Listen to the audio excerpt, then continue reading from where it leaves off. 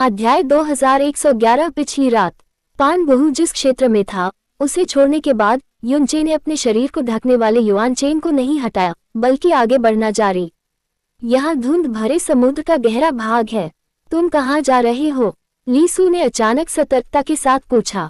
युनचे ने आगे बढ़ते हुए गहरे युआन चेन की ओर देखा और उसके पैर नहीं रुके। अब और गहराई में जाकर देखने का समय आ गया है।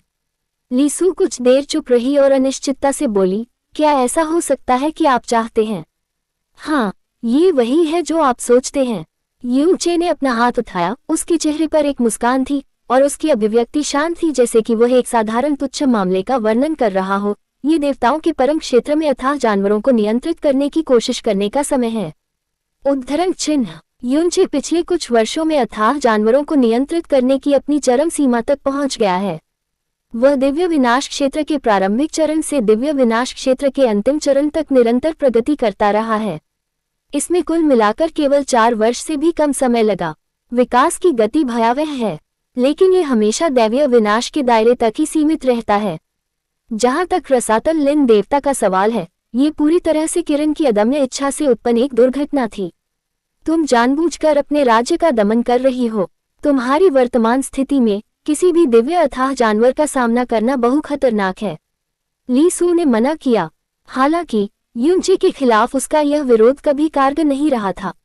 यह इतना खतरनाक नहीं है, युनचे ने हल्के फुल्के अंदाज में लिखा। हालांकि मुझे दिव्य क्षेत्र में अथाह जानवरों को नियंत्रित करने का ज्यादा भरोसा नहीं है, फिर भी मुझे इतना भरोसा है कि वे अपनी विनाशकारी प्रवृत्तियां मेरे खिलाफ नहीं निकालेंगे।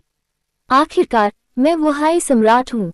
लीसू अभी भी चिंतित थी और बोली, आपने इसे सिर्फ अपने लिए दावा किया है। कोहरे के समुद्र में अथाह जानवर ने इसे स्वीकार नहीं किया है, इसलिए आपको इसे हल्के में नहीं लेना चाहिए।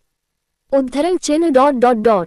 यह महत्वपूर्ण नहीं है। लीसू के शब्दों से युनचे को झटका लगा और उसकी आंखें थोड़ी गहरी हो गईं। जीवन सृजन के छोटे देवता वास्तव में इस सम्राट की शक्ति पर सवाल उठाने का साहस करते हैं। बस रुको, मैं तुम्हें तुरंत दिखाऊंगा कि कैसे दिव्य क्षेत्र के अथाह जानवर मेरे हाथों में आत्मसमर्पण करते हैं।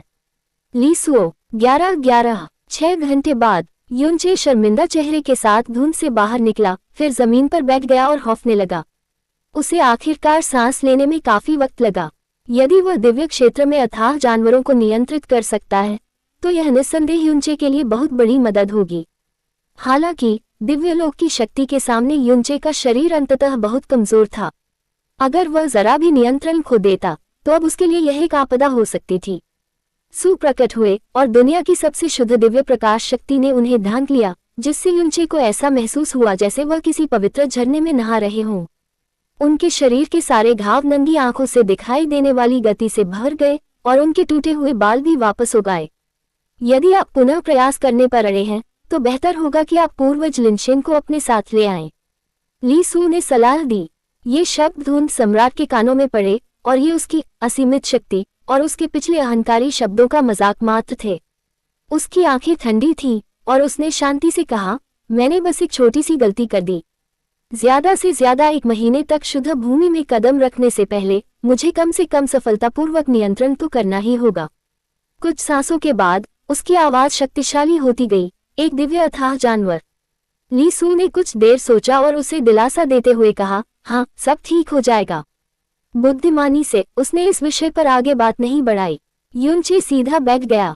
जैसे ही सिंदूरी तलवार की रोशनी प्रकट हुई, स्वर्ग दया दानव संहारक तलवार उसके सामने रख दी गई।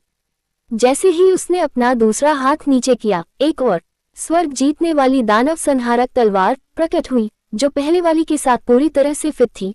तलवार की चमक मेल खा रही थी और आभा मिश्रित थी। चौड़ी तलवार का शरीर बिल्कुल एक जैसा है, नोक से लेकर धड़ तक और मूठ पर लगे मनके तक। वे लगभग अविभाज्य सिंदूरी तलवार जैसी रोशनी उत्सर्जित करते हैं और एक मन पवित्र आभा धारण करते हैं। कम से कम उनकी उपस्थिति और तलवार की सांस के आधार पर उन्हें अलग करना मुश्किल है। बेशक युनचे इसे तुरंत पहचान गया। जब तलवार की शक्ति प्रकट हुई तो दोनों और भी अलग हो गए। लंबे समय तक दोनों स्वर्गीय दानव वध तलवारों को उदासीनता से देखने के बाद युनचे ने अचानक अपनी भौहें उठाई, अपने दाहिने हाथ की तलवार पकड़ी और दूसरी स्वर्गीय दानव वध तलवार को नीचे पटक दिया। शक्ति के विस्फोट से दिल दहलाने वाली टूटने की आवाज आई। स्वर्गीय तलवार के नीचे सिंदूरी तलवार बीच से टूट गई और बीच हवा में बारीक दरारें फैल गईं। जब वह जमीन पर गिरी तो अनगिनत तलवारें बिखर गईं। सिंदूरी के टुकड़े अंदर सीलबंद स्वर्गीय तलवार श्वास और उज्ज्वल पवित्र श्वास भी पूरी तरह से विघटित हो गए। ली सू ने बगल से देखा। युनचे की इस हरकत से बहुत हैरान हुए। इस तलवार को बनाने के लिए आपने सिंदूर रसातल क्रिस्टल को खोजने के लिए बहुत प्रयास किया और आपने पूरे 2 साल तक हेवन स्मिटिंग तलवार की सांस को गर्भवती और सील कर दिया। प्रकाश की शक्ति को इसमें सैकड़ों बार डाला गया है इससे पहले कि यह आज परिणाम दे सके। इसे अचानक नष्ट क्यों कर दिया गया? युनचे ने कहा, मैंने एक ऐसी तलवार बनाने में बहुत मेहनत की जो दिखने और आभा में पूरी तरह से स्वर्गीय तलवार के समान हो ताकि कोई दोष न रह जाए। लेकिन इस दौरान मैंने बार बार इसके बारे में सोचा है। इसका अस्तित्व वास्तव में एक और बड़ा दोष बन सकता है। संतुलन के आधार पर मुझे लगता है कि मुझे दूसरा रास्ता चुनना चाहिए। स्वर्ग को नष्ट करने वाली दानव वध करने वाली तलवार को दूर रखने और फर्श पर बिखरे सिंदूरी मलबे को साफ करने के बाद उसने ली सू से फुसफुसाते हुए कहा, मैं इसे त्यागने के लिए उपयुक्त समय ढूंढने जा रहा हूँ। ली सू ने चुपचाप आह भरी। वह हर दिन अंतहीन रूप से सोचता है, क्या वह वास्तव में थक नहीं जाता जब वह गिरने वाला होता है? ज़ेटियन दिव्य साम्राज्य, 7 सितारे ज़ेटियन संरचना। तारा समूह चमकता है, अनंत तलवार प्रकाश के साथ मदर आता है और इनमें से प्रत्येक तलवार की रोशनी हुआ किंग से आती है और प्रत्येक एक क्रूर परीक्षा है। यदि आप इसकी तलवार की मंशा को नहीं समझ सकते और इसकी तलवार की शक्ति को एकीकृत नहीं कर सकते तो उनमें से एक भी गायब होने पर आप कभी भी गठन से बाहर नहीं निकल पाएंगे। अब इस विशाल तलवार संरचना द्वारा उत्सर्जित तलवार प्रकाश हजारों सितारों से अधिक नहीं है जो एक साथ चमक रहे हैं, जो पूरे टियन दिव्य साम्राज्य के आकाश पर एक धुंधली रोशनी डाल रहे हैं। अंततः तलवार की आखिरी रोशनी अचानक चमक उठी जिससे विशाल तारा समूह में अंधकार का कोई निशान नहीं बचा। अगले ही पल हजारों तलवारें एक साथ गरजी और पूरा विशाल तारा समूह उल्टा लटककर सीधा आकाश में उड़ गया। फिर वह चांद को थामे हुए तारों की तरह चक्कर लगाने लगा और तारा समूह के बीच में एक लड़की की आकृति प्रतिबिंबित हुई। लड़की ने अपनी आंखें उठाईं और उस क्षण की अति उज्ज्वल सुंदरता हजारों तलवारों की रोशनी से तुरंत मंद हो गई। उसके हाथ में जैद तलवार भी दिव्य प्रकाश से सराबोर थी जो पहले से कहीं ज्यादा चमकीला था। तलवार की नोक तारामंडल में सभी तलवारों की रोशनियों की ओर इशारा करती हुई सपाट होकर दूर आकाश में साफ परछाई की ओर सीधी उड़ रही थी। पेंटिंग में आकृति हिली नहीं और उसके जैद हाथ के एक झटके से तलवार की रोशनी अचानक उसके सामने रुक गई और फिर धीरे धीरे पिघलती बर्फ और हिम की तरह फीकी पड़ गई जब तक कि वह पूरी तरह से गायब नहीं हो गई, मानो वह वास्तव में कभी अस्तित्व में ही न हो। मेंगुआ, चाची। लड़की का आकार पहले से ही उसकी ओर दौड़ा और एक जैद तितली की तरह उसकी बाहों में गिर गया। मुझे तुम्हारी बहुत याद आती है।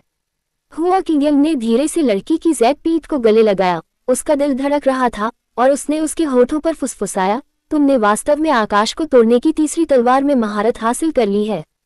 इस बार सम्राट युआन निश्चित रूप से तुमसे चकित होंगे। लड़की ने अपनी बाहों में आंखें उठाईं, लेकिन वह अपनी चाची की प्रशंसा के कारण खुश नहीं थी, बल्कि बेहद अचानक बोली, भाई यूं, अब वह कैसा है? क्या उसे ड्रीमवीवर साम्राज्य में कोई असफलता या बदमाशी का सामना करना पड़ा है? उद्धरण चिन्ह। लेकिन ये तारा निर्माण को तोड़ने के बाद केवल दूसरा वाक्य था और वह पहले से ही बहुत अधीर थी। हुआ किंग ने मूल रूप से सोचा था कि गठन को तोड़ने में 3 साल का अभ्यास निश्चित रूप से उसके तलवार दिल को अधिक दृढ़ और ठोस बना देगा और वह अपनी भावनाओं को दूर रखने में सक्षम होगी। लेकिन स्पष्टतः तथ्य ऐसा नहीं है। वह बहुत अच्छा है, जितना आप सोचते हैं उससे भी बेहतर। इसके अलावा उसने अपना जैविक अतीत और भाग्य भी पा लिया है। हुआ किंग के शब्दों के पहले आधे हिस्से ने उसकी आंखों की अधिकांश चिंता को गायब कर दिया और उसके शब्दों के दूसरे आधे हिस्से ने उसकी आंखों को आश्चर्य से भर दिया। भाई यूं का जीवन इतिहास। तुम्हारे पिता परमेश्वर की उस समय की गलती शायद नियति के कारण हुई होगी। हुआ किंग ने कहा, यूचे के स्वप्न बुनकर परमेश्वर के राज्य में पहुंचने के बाद उसे पता चला कि उसकी असली पहचान असल में स्वप्न बुनकर परमेश्वर का पुत्र था, जो उस समय गायब हो गया था। हुआ कैली स्पष्ट रूप से स्तब्ध थी और एक पल के लिए भी संभल नहीं सकी। हालांकि यह बात पहली नजर में बेहद अजीब लगती है, लेकिन इसकी पुष्टि स्वयं भगवान वुमिंग ने की थी और इसमें कोई संदेह नहीं है। हुआ किंग ने शांति से कहा, इसके अलावा जब उनके दिव्य व्यक्तित्व की परीक्षा ली गई तो उन्होंने जो दिखाया वह बिल्कुल आपके जैसा था। उनके पूर्ण देवत्व ने 6 प्रमुख दिव्य साम्राज्यों को हिलाकर रख दिया है। पिछले 3 वर्षों में जब से आप इस प्रशिक्षण में लगे हैं, उसका नाम पूरी दुनिया में गूंज रहा है और कोई भी इसे नहीं जानता। ड्रीम वीवर किंगडम में न केवल उसे धमकाया नहीं जाएगा, बल्कि वह जिसे चाहे धमका सकता है। इसलिए यह आपकी सभी चिंताओं को दूर करता है। हुआ किंग का वर्णन संक्षिप्त और सीधा था, लेकिन हुआ कैली कुछ देर के लिए विचलित हो गई। उसने स्तब्ध होकर कहा, दूसरे शब्दों में, भाई यूं, अब वह स्वप्न बुनकर का पुत्र है। हुआ किंग ने बिना आह भरे कहा, आप जानते हैं कि उसे 10 साल पहले की कोई याद नहीं है, इसलिए वह याद नहीं कर सकता कि वह मेन जियान युआन था, और वह अपने शिक्षक को बहुत अधिक महत्व देता है, यहाँ तक कि भगवान वुमेन के सामने भी उसे कोई याद नहीं है। उसने हार मान ली और कहा कि वह अपनी याददाश्त वापस पाने से पहले यूचेक का नाम कभी नहीं छोड़ेगा, और साथ ही वह स्वप्न बुनकर का पुत्र बनने के लिए तैयार नहीं था। उद्धरण चिन्ह। हुआ किंग की बातों से हुआ कैली को जरा भी आश्चर्य नहीं हुआ, बल्कि वह मुस्कुराए। उसकी खूबसूरत आंखों में धुंध छा गई। भाई यूं हमेशा से ही ऐसे ही इंसान रहे हैं, सबसे स्नेही, सबसे स्नेही। वह चतुर तो हैं, लेकिन बेहद मूर्ख भी, और ईश्वर के पुत्र का नाम, जिसकी कोई और उम्मीद नहीं कर सकता, उनकी ईमानदारी को कतई प्रभावित नहीं कर सकता। उद्धरण चिन्ह। हालांकि वह अब ड्रीमवीवर भगवान का पुत्र नहीं है। उसके पास जो पूर्ण देवत्व है और भगवान वुमेन भगवान का अटूट पक्ष है, वह दुनिया की नजरों में वैसा नहीं है। इसके अलावा मुझे नहीं पता कि यूचे ने क्या इस्तेमाल किया। मुझे जो जानकारी है उसके अनुसार मेन जियानिक्सी, जो मूल रूप से यूचे के प्रति बेहद सतर्क और शत्रुतापूर्ण था, अब उसके प्रति बहुत आज्ञाकारी है, और उसने अपनी मां के कबीले को 1 से अधिक बार बताया है कि वह भविष्य में यूचे की मदद करने को तैयार है। लड़की की खूबसूरत आंखें तारों के एक खूबसूरत और अंतहीन समुद्र में बदल गई हैं। खुशी के जगमगाते सितारे, गर्व के चमकीले सितारे, उत्साहित आंसुओं के सितारे उसके पूरे दिल और आत्मा में भरे हुए हैं, लेकिन हर एक में यूचे की सुंदरता झलकती है। चाची, तो मेरे और भाई यून के बीच। हाँ, हुआ किंग ने लड़की के कंधे पर हल्की से थपथपाया। उसे असीम आनंद का एहसास हुआ, लेकिन इस आनंद ने उसे अकारण थोड़ा व्यथित भी कर दिया। तुम दोनों के बीच पहचान की बाधा अब नहीं रही।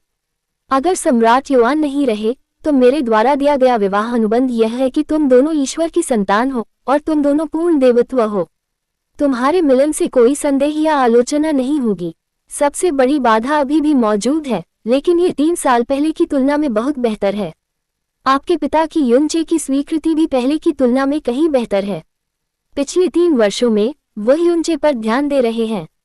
मैं व्यक्तिगत रूप से ड्रीम वीवर किंगडम का दौरा करने भी गया था। हुआ कैली की पतली भौहें ऊपर उठ गईं। पिता परमेश्वर, वह हमेशा से ऐसे ही रहे हैं। उन्हें हमेशा कठोर शब्द बोलना पसंद है। वास्तव में उनका हृदय बहुत कोमल है। खिलखिलाते हुए वह नीचे उतरी। मैं सबसे पहले पिता परमेश्वर को देखने जा रही हूँ। ये पहली बार है जब मैंने उन्हें इतने लंबे समय से नहीं देखा है। मुझे उनकी बहुत याद आती है। हुआ किंग उसके पीछे नहीं गई। वह चुपचाप हुआ कैली के पीछे हटते हुए रूप को देखती रही। एक पल के लिए वह थोड़ी स्तब्ध रह गई। उनका हमेशा से मानना रहा है कि तलवार के हृदय पर धूल नहीं लगनी चाहिए, तथा तलवारबाजी में पराकाष्ठा प्राप्त करने के लिए व्यक्ति को सभी इच्छाओं और अनावश्यक भावनाओं से छुटकारा पाना चाहिए। तलवारबाजी में उसकी प्रगति इतनी तेज थी कि उसने चित्रकला के उतार चढ़ाव को पार कर लिया, पूर्वजों की पीढ़ियों को पार कर लिया, जब तक कि वह दुनिया के शीर्ष पर नहीं पहुंच गई, जिसने पुजारियों की प्रशंसा को जगाया। इसने उसे क्रूर तलवारबाजी में और अधिक आश्वस्त और दृढ़ बना दिया, जिसे उसने बरकरार रखा। हुआ किंग की नज़र में हुआ कैली एक असली संकी है। उसकी सारी प्रतिभाएं उससे कहीं बेहतर हैं, तलवारबाजी में भी, और उसने स्पष्ट रूप से देखा कि यूनचे से मिलने के बाद उसकी तलवारबाजी पूरी तरह से बदल गई। हुआ कैली का धूल रहित तलवार हृदय, जो मूल रूप से उसके मार्गदर्शन में अन्य सभी विचारों से अलग था, यूनचे की छाया से गहराई से उकेरा गया था। फिर उसने 3 वर्षों में 3 तलवारों में महारत हासिल की। टूटे हुए आकाश की तलवार, जिसे 1000 वर्षों में 1 इंच बनाना मुश्किल था। इसलिए निर्दयी तलवार का रास्ता जो सभी इच्छाओं और भावनाओं को त्याग देता है। क्या ये गलत हो सकता है? हाँ, कैली को 8वीं स्टार सरनी को फिर से तोड़ने के लिए बधाई। ये वास्तव में हम सभी को बहुत खुश करता है। कैली कहाँ है? 7 महान तलवार स्वामी आए, उनमें से एक भी अनुपस्थित नहीं था, लेकिन हुआ कैली का कोई पता नहीं था। वे किसी से भी बेहतर जानते थे कि हुआ किंगडम द्वारा स्थापित 8वीं तारा श्रृंखला का व्यक्तिगत अर्थ क्या था। हुआ किंगडम ने कहा, सभी लोग तलवार मंडप में लौट जाएं और आदेश की प्रतीक्षा करें। भगवान निकट भविष्य में शुद्ध भूमि की इस यात्रा की घोषणा करेंगे। किंगडम त्यांशु तलवार मास्टर ने अपनी सफेद दाढ़ी को सहलाया और अर्थपूर्ण ढंग से कहा, क्या तुम मेरे साथ शुद्ध भूमि की इस यात्रा पर चल रहे हो? कुछ सांस लेने के बाद हुआ किंगडम ने हल्के से उत्तर दिया, हाँ।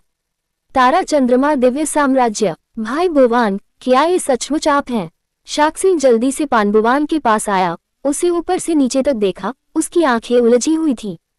पानबुवान ने न केवल परमेश्वर के पुत्र की उपाधि खो दी, बल्कि उसकी मां का निधन हो गया। उसके पिता परमेश्वर ने उसका तिरस्कार किया और यहाँ तक कि जिस व्यक्ति से वह प्रेम करता था उसे भी समाप्त कर दिया गया और मार दिया गया।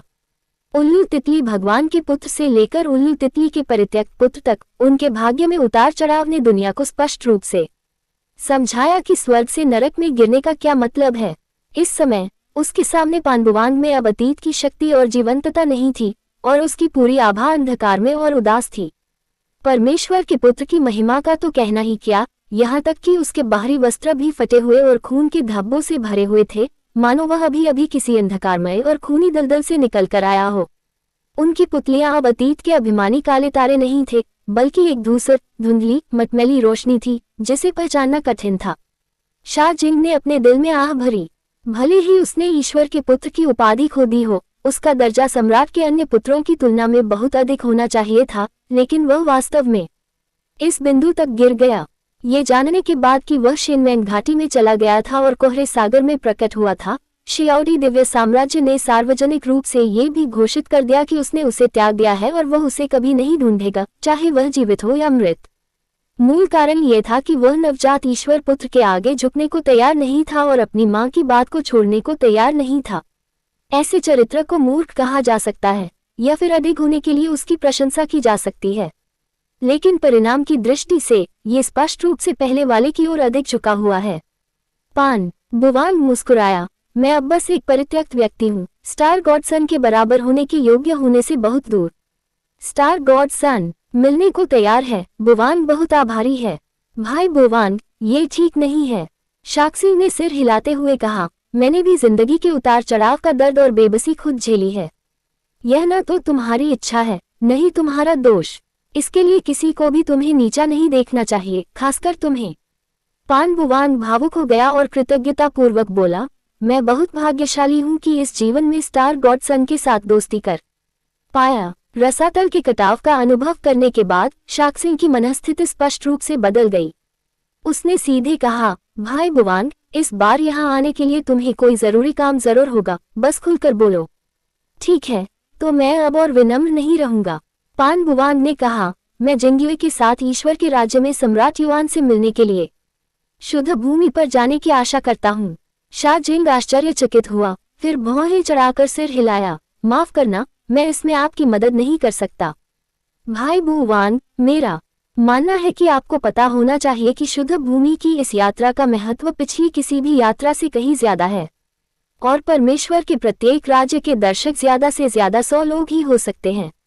केवल 100 लोगों के पद के लिए प्रतिस्पर्धा करने के लिए प्रमुख सितारा महलों और चंद्र शहरों ने कई बड़े पैमाने पर प्रतियोगिताओं का आयोजन किया है। यदि आपको अपने साथ लाया जाता है तो ये जिंगयू शिष्यों के साथ अन्याय होगा जो इसके लिए लड़ रहे हैं। उल्लू और तितली का राज्य भी बगल में देखेगा और अप्रत्याशित कल्पनाएं करेगा। अगर ये दोनों देशों के बीच दरार पैदा करता है, भले ही ये केवल एक मामूली दरार हो, यह एक पाप है। शा जिंग के शब्द पूरी तरह से पुष्ट थे और पान बुवान ने धीरे से सिर हिलाया। उसके चेहरे पर कोई कमी नहीं थी, जैसे कि उसने शुरू से ही कोई उम्मीद नहीं रखी थी। स्टार भगवान, आप सही हैं, मैं इस तरह का सीमा से बाहर का अनुरोध करने के लिए बहुत उथला था। मुझे सचमुच बहुत अफसोस है कि मैं आपकी मदद नहीं कर सका। शाक्सी ने फिर माफी मांगी। अगर भाई बुवान शुद्ध भूमि में प्रवेश करने पर अड़े रहते हैं तो आप कोई और रास्ता ढूंढ सकते हैं। या उन्होंने पानबुवान की ओर देखा और कहा, माफ कीजिए, आपका विचार इतना ठोस नहीं लगता। पानबुवान खुद पर हंसा। जिंगशेंजी की नजर तेज है। अब जब बात यहाँ तक पहुँच गई है तो मेरे पास कहने के लिए कुछ नहीं है।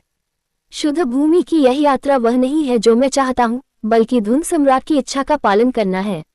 शेखसिंह एक क्षण के लिए ठिठक गया और फिर पूरी तरह से निर्विवाद स्वर में बोला, आपने कहा मिस्टर सम्राट? हाँ, पांडुवांग ने स्पष्ट रूप से कहा। 3 साल पहले जब मैं हताश था, मैंने अपना दिल देने के बारे में सोचा। मैं दुनिया से छिप गया और सपनों की घाटी में सो गया, लेकिन स्वप्नदर्शी साम्राज्य ने शायद मेरी पहचान को ध्यान में रखा होगा। मेरे सो जाने के बाद उन्होंने मुझे सपने में नहीं डाला, बल्कि मुझे एक रहस्यमय नाव में भेज दिया। जब मैं उठा तो मैं पहले से ही कोहरे के समुद्र में था। उन्होंने भावुक होकर कहा, स्टार गॉड के साथ ईमानदार होने के लिए मैं अपने दिल से छुटकारा पाने और दुनिया में फिर से रहने में सक्षम था। सभी धुन सम्राट के लिए धन्यवाद। मैं धुन सम्राट की दयालुता को चुकाने के लिए 3 साल से कोहरे के समुद्र में छिपा हुआ हूँ। हृदय की गहराई से सचमुच छुटकारा पाने के लिए आपको उसका सीधा सामना करना होगा। मैं इस बार शुद्ध भूमि पर जाना चाहता हूँ क्योंकि धुन सम्राट ने ऐसा कहा था। उद्धरण चिन्ह। इस बारे में बोलते हुए उन्होंने एक कदम पीछे हटते हुए कहा, बुवांग अब स्टार गॉड को परेशान नहीं करेगा और अलविदा कह देगा। जब वह पलटा तो उसे अचानक अपने पीछे से आती शेखसिंह की ठंडी आवाज याद आई। इंतजार। पान बुवांग ने उन कदमों को रोक दिया जो उसने वास्तव में नहीं उठाए थे। शेखसिंह का चेहरा काला पड़ गया। तुम्हें धुन सम्राट और शुद्ध भूमि के बीच के विरोध का अंदाजा तो होगा ही, लेकिन तुमने मेरे सामने इतनी लापरवाही से धुन सम्राट का जिक्र किया। लगता है तुम्हें पता है कि मुझे धुन सम्राट का अनुग्रह प्राप्त है। पान बुवांग की अभिव्यक्ति सूक्ष्म थी और उन्होंने कोई टिप्पणी नहीं की और मौन पहले से ही एक उत्तर था। क्या तुम मुझे धमकी दे रहे हो? शेखसिंह की आवाज अचानक ठंडी हो गई। नहीं, पान बुवांग मुस्कुराया। ये बताना कि आप पर धुंध के सम्राट की कृपा है। आपको परेशानी दे सकता है, लेकिन इससे मुझे कोई फायदा नहीं होगा। मैं धुंध के सम्राट की दया का बदला चुकाने में आपकी मदद कर रहा हूँ। मुझे विश्वास है कि आप चाहे कितने भी गर्वित क्यों न हो, ऋणी शब्द हमेशा आपके दिल में रहेगा। ऐसे व्यक्ति और ऐसी महान दयालुता की तो बात ही छोड़िए। शेखसिंह का चेहरा ठंडा और खामोश था और वह काफी देर तक कुछ नहीं बोला।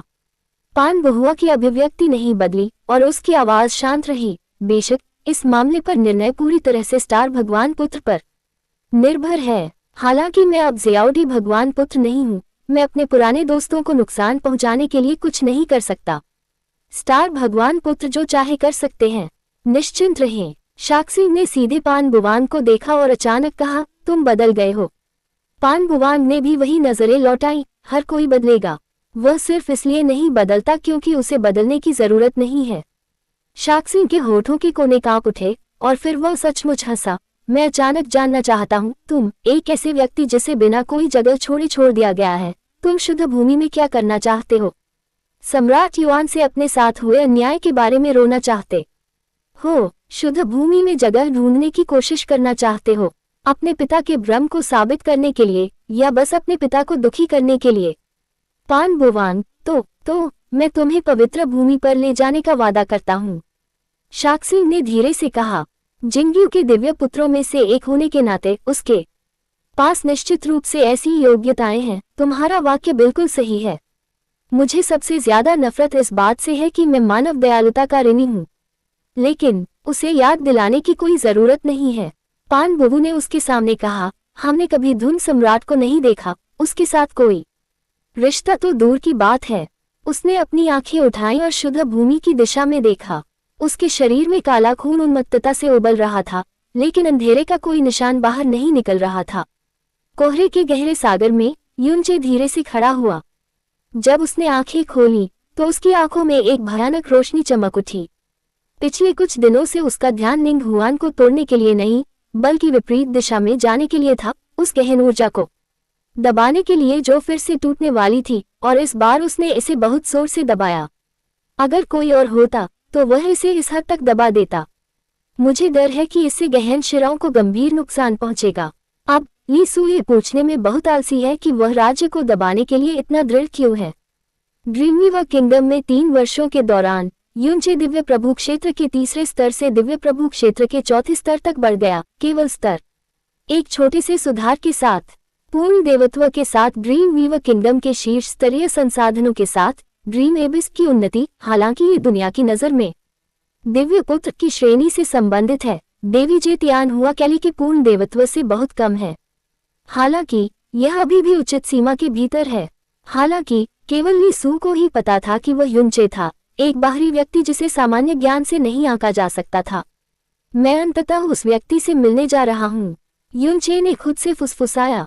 ली सू ने कहा, नी हुआ ने एक बार आपको विशेष रूप से याद दिलाया था कि आप उसके बहुत करीब न जाएं, क्योंकि वह आसानी से आपके अंदर दुष्ट देवता की विरासत को पहचान लेगा। उद्धरण चिन्ह, मैं भूला नहीं हूँ, युनचे ने जवाब दिया और फिर कुछ अजीब कहा, वो दुनिया का सबसे शक्तिशाली प्राणी है। अगर वह अभी मेरा सर्वनाश करना चाहता है तो उसे बस अपनी उंगलियां चिपकानी होंगी। उद्धरण चिन्ह, लेकिन एक निश्चित दृष्टिकोण से वह सबसे आसान व्यक्ति हो सकता है। उद्धरण चिन्ह, ली सू समझ नहीं सका। उसके साथ यह मुलाकात तय करेगी कि मैं रसातल में तूफान कब लाऊंगा। युनचे ने गहरी सांस छोड़ते हुए कहा, मुझे उम्मीद है कि सब कुछ ठीक रहेगा। मुझे आशा है कि सम्राट युआन के बारे में कोई भी बात मेरे अनुमानों और अपेक्षाओं से बहुत अधिक विचलित नहीं होगी, विशेषकर उनके चरित्र और जुनून के बारे में। मैं आशा करता हूं कि अनंत रात्रि का राज्य, जिससे कभी संपर्क नहीं किया गया और जिसके पास बीज बोने का कोई मौका नहीं है, हमेशा अफवाहों की तरह स्थिर पानी ही रहेगा, बिना कोई लहरें बनाए। अध्याय 2112 संस्कृत ध्वनि। युनचे प्रशिक्षण स्थल से बाहर निकला और देखा कि मेन कोनचान अपने हाथ पीठ के पीछे करके खड़ा है। उसे पता ही नहीं चला कि वह कब से उसका इंतजार कर रहा था। प्रवेश कैसा रहेगा? मेन कोनचान ने पलटकर सहजता से पूछा। ये स्वीकार्य है, युनचे ने सम्मानपूर्वक उत्तर दिया। देवता यहाँ हैं, लेकिन शुद्ध भूमि का काल निकट आ रहा है। कोई जल्दी नहीं है। पवित्र भूमि में इतनी जल्दी प्रवेश मत करना। तुम 3 दिन में निकल सकते हो, मेन कोनचान ने मुस्कुराते हुए कहा। उससे पहले मुझे तुम्हें अकेले में कुछ याद दिलाना है। युनचे ने चेहरे पर गंभीरता लाते हुए कहा, आदरणीय ईश्वर कृपया बोलें। मेन कोनचान ने जानबूझकर अपनी आवाज कम नहीं की, लेकिन कोई भी उसकी आवाज 3 फीट दूर नहीं सुन सकता था। जब आप पहली बार वापस आए थे तो आपने एक आदिम लॉ क्रिस्टल दिखाया था। उसके बाद मैंने 9 ड्रीम पैलेस को एक आदेश भेजा कि किसी को भी मूल लॉ क्रिस्टल के अस्तित्व को प्रकट करने की अनुमति नहीं है। युनचे थोड़ा स्तब्ध रह गया और सोच में पड़ गया। क्या ऐसा हो सकता है? उसके लिए असली फ्लेम क्रिस्टल कोहरे के सागर में मिले विभिन्न एलियन क्रिस्टलों में से एक था। इससे पहले उसे इसका नाम भी नहीं पता था। हाँ, मेन कोनचान ने थोड़ा सिर हिलाया। शुद्ध भूमि में कोई है जिसे इसकी जरूरत है, और वह एक पुजारी है। युनचे का दिल अचानक हिल गया। अगर मैंने उस समय तुरंत समाचार को ब्लॉक नहीं किया होता तो मुझे डर है कि प्योलैंड ने इसे प्राप्त करने के लिए किसी को भेज दिया होता। मेन कोनचान ने मांगने की जगह लेने का इस्तेमाल किया। आखिर पुजारी की बात कौन टाल सकता है? यह एक पुजारी के प्रति दयालु होने जैसा ही है, लेकिन दूर से लेने और व्यक्तिगत रूप से देने में बहुत अंतर है। पहले वाले में वह ड्रीमवीवर साम्राज्य के प्रति अपनी दयालुता का बदला चुकाएगी, लेकिन दूसरे वाले में वह मंद मंद मुस्कुराया, तुम्हें उसका ध्यान और अनुग्रह भी मिलेगा। ये निश्चित रूप से भविष्य में तुम्हारे लिए बहुत लाभदायक होगा। युनचे ने अपने चेहरे पर कृतज्ञता दिखाए, भारी सिर हिलाया और कहा, मैं समझता हूँ प्रभु परमेश्वर, आपकी कड़ी मेहनत के लिए धन्यवाद। ये पुजारी कौन है जिसे असली ज्वाला क्रिस्टल की आवश्यकता है? पुजारी लिंगशियन, मेन कोनचन ने धीरे से कहा। पुजारी लिंगशियन सुजाकू देवता की पुत्री है, जो 3 प्राचीन ज्वाला देवताओं में से एक है, लेकिन वह सुजाकू देवता की शुद्ध पुत्री नहीं है। उनके पिता सुजाकू देवता हैं और उनकी माता ली युन है। परिपक्षी अग्नि, वज्र और वायु तीनों तत्वों की शक्ति के साथ पैदा हुई है, लेकिन इनसे बहुत परेशान भी है। वह अक्सर वायु और वज्र से परेशान रहती है और उसका हृदय ज्वालाओं से भस्म हो जाता है। उद्धरण चिन्ह, युनचे। बाद में उसने गलती से एक आदिम ज्वाला क्रिस्टल प्राप्त कर लिया, जिसने सुजाकू ज्वाला के प्रहार को आसानी से दबा दिया। उसकी शक्ति मुख्य रूप से अग्नि थी और आग अस्थायी रूप से बुझ जाती थी, इसलिए स्वाभाविक रूप से वह हवा और गड़गड़ाहट की अराजकता से नहीं डरती थी। लेकिन आदिम ज्वाला क्रिस्टल का दमन स्थायी नहीं है, प्रभाव गायब हो जाता है और बुराई स्वाभाविक रूप से वापस आ जाएगी। इसलिए इन वर्षों में लिंगजियन पुजारी मूल ज्वाला क्रिस्टल की खोज कर रहे हैं और उनके क्रिस्टल का रंग और सांस भी विभिन्न घोषणाओं और अभिलेखों में अत्यंत विस्तार से पाए जाते हैं। इसलिए हालांकि लगभग किसी ने भी मूल ज्वाला क्रिस्टल को नहीं देखा है, लेकिन उनमें से अधिकांश को एक नज़र में पहचाना जा सकता है। मेन कोनचान ने आह भरी। उस समय मूल ज्वाला क्रिस्टल एक एपिफिल्म की तरह था और तब से दूसरे मूल ज्वाला क्रिस्टल के प्रकट होने की कोई खबर नहीं है। और यही ईश्वर प्रदत्त अवसर। युआन एर, तुम्हें इसे दृढ़ता से पकड़ना होगा। सुजाकू शब्द के संबंध में युनचे मेंगकोंगचान की कल्पना से कहीं अधिक संवेदनशील है। प्राचीन अग्नि प्रकार के सर्वोच्चों में से यूचे फीनिक्स और गोल्डन क्रो की आत्माओं के संपर्क में आया था और उनसे कई आशीर्वाद प्राप्त किए थे, लेकिन वह कभी भी सुजाकू की विरासत को छूने में सक्षम नहीं था। ज्वाला देव क्षेत्र से केवल एक सुजाकू था जो एक पतली रक्त रेखा और अपूर्ण दिव्य कौशल रखता था। जोन दिव्य जगत के प्राचीन अभिलेखों के अनुसार सुजाकू 3 सर्वोच्च ज्वाला देवताओं में विलुप्त होने वाला पहला ज्वाला देवता था। लेकिन आत्मा अमर पुजारी 4 शुद्ध भूमि पुजारियों में से एक वास्तव में सुजाकू की बेटी है। दूसरे शब्दों में सुजाकू वंश कभी विलुप्त नहीं हुआ है, बल्कि हमेशा रसातल में मौजूद रहा है। युनचे के पास फीनिक्स ज्वाला और स्वर्ण कोवा ज्वाला है और वह अच्छी तरह से जानता है कि आध्यात्मिक पुजारी के समान शक्तिशाली होने के बावजूद उसके शरीर पर तात्विक अराजकता क्यों प्रकट होती है। उस समय जब गोल्डन क्रो सोल ने उसे गोल्डन क्रो विरासत दी थी तो यह उसके लिए काफी कठिन था कि वह फीनिक्स वंश से पूरी तरह से वंचित हो गया, क्योंकि इसमें सर्वोच्च ज्वाला के रूप में प्राचीन ज्वाला देवता की गरिमा शामिल है। इसे अन्य दिव्य ज्वालाओं के साथ सह अस्तित्व में रहने की अनुमति कैसे दी जा सकती है। अन्य तत्वों की शक्ति की तो बात ही छोड़ दीजिए, केवल उसके पूर्वज का पवित्र शरीर ही संसार की समस्त शक्तियों को अपने शरीर के अधीन कर सकता है। इस संबंध में जिस क्षण पुजारी लिंगजियन का जन्म हुआ उसके जीवन में कई आपदाएं आना तय था। लिंगजियन पुजारी से कैसे मिले? मेंगकोंगचन ने अस्पष्टता से मुस्कुराते हुए कहा, कैली के साथ लिंगजियन पुजारी से मिलना किसी और की तुलना में बहुत आसान है। 6 प्रमुख दिव्य राज्यों में हर कोई जानता है कि लिंगशियन पुजारी को रंगीन कांच की पेंटिंग सबसे ज्यादा पसंद है। रंगीन कांच के आंगन में रंग बिरंगे बादलों और फूलों का समुद्र लिंगशियन पुजारी ने ही दिया था। ठीक है, युनचे ने भी मुस्कुराते हुए कहा, मैं इस अवसर का लाभ जरूर उठाऊंगा। हाँ, मुझे इसकी चिंता नहीं है। अगर आप किंग को, अच्छा, यहाँ तक कि आपकी चाची भी आपको तिरछी नजरों से देख रही हैं, तो लिंगजियन पुजारी भी आपको पसंद करेंगे। अगले कुछ दिनों में तुम आराम से आराम कर सकती हो और फिर अपने पिता के साथ पवित्र भूमि की यात्रा पर जा सकती हो। वह पलटा और अचानक भावुक होकर बोला, युआन एर, मुझे बहुत खुशी है कि तुम और जियानशी इस तरह साथ रह पा रहे हो। सच कहूं तो पिछले कुछ सालों में मेरे सपनों में मेरे विचार और चिंताएं सिर्फ भविष्य के बारे में थी। अब जब तुम दोनों भाई मेरी गोद में हैं, तो मैं बस कृतज्ञता के बारे में सोचता हूं और सपने देखता हूं, कोई पछतावा नहीं। तो अब मैं सबसे ज्यादा यही चाहता हूं कि आप हमेशा सुरक्षित और स्वस्थ रहें और पहले जैसी आपदाएं न हों। इसके अलावा चाहे अवसर आए या अवसर हो, ये सब सोने पर सुहागा है। उद्धरण चिन्ह। उसने बगल से देखा और अनजाने में युनचे की छोटी उंगली पर उकेरी गई आत्मा की अंगूठी पर नजर डाल दी। उसने स्वाभाविक रूप आशा की कि यह आत्मा की अंगूठी कभी नहीं टूटेगी। जूनियर, कृपया प्रभु की शिक्षाओं का पालन करें, युनचे ने सख्ती से कहा। कृपया निश्चिंत रहें प्रभु, मैं अपने जीवन को प्रभु की सोच से कहीं ज्यादा महत्व देता हूँ और मैं कभी भी खुद को खतरे में नहीं डालूंगा, चाहे मैं कभी भी और कहीं भी रहूं। मेंगकोंगचान ने सिर हिलाया, मुस्कुराया और जाने के लिए तैयार हो गया। महाराज, कृपया एक क्षण रुकें। जूनियर, मुझे आपको कुछ देना है। मेंगकोंगचान ने असमंजस में पलटकर देखा और युनचे के चेहरे पर आशंका की एक अत्यंत दुर्लभ झलक देखी और उसके हाथ में लाल, नीले और पीले क्रिस्टल पत्थरों से लटकता एक पेंडेंट था। ये है, युनचे ने जल्दी से कहा। गुरु ने एक बार कहा था कि संस्कृत रत्नों के टकराने की ध्वनि हृदय को शुद्ध और आत्मा को निर्मल कर सकती है, और यह उन लोगों के लिए सबसे अधिक लाभकारी है जो अपनी आत्मा का अभ्यास करते हैं। संयोग से मेरे हाथों में कुछ संस्कृत रत्न थे, इसलिए मैंने ईश्वर के बारे में अपनी समझ को आसान बनाने के लिए यह आभूषण बनाया। आपका आभार। मुझे आशा है कि प्रभु को ये बहुत भद्दा नहीं लगेगा।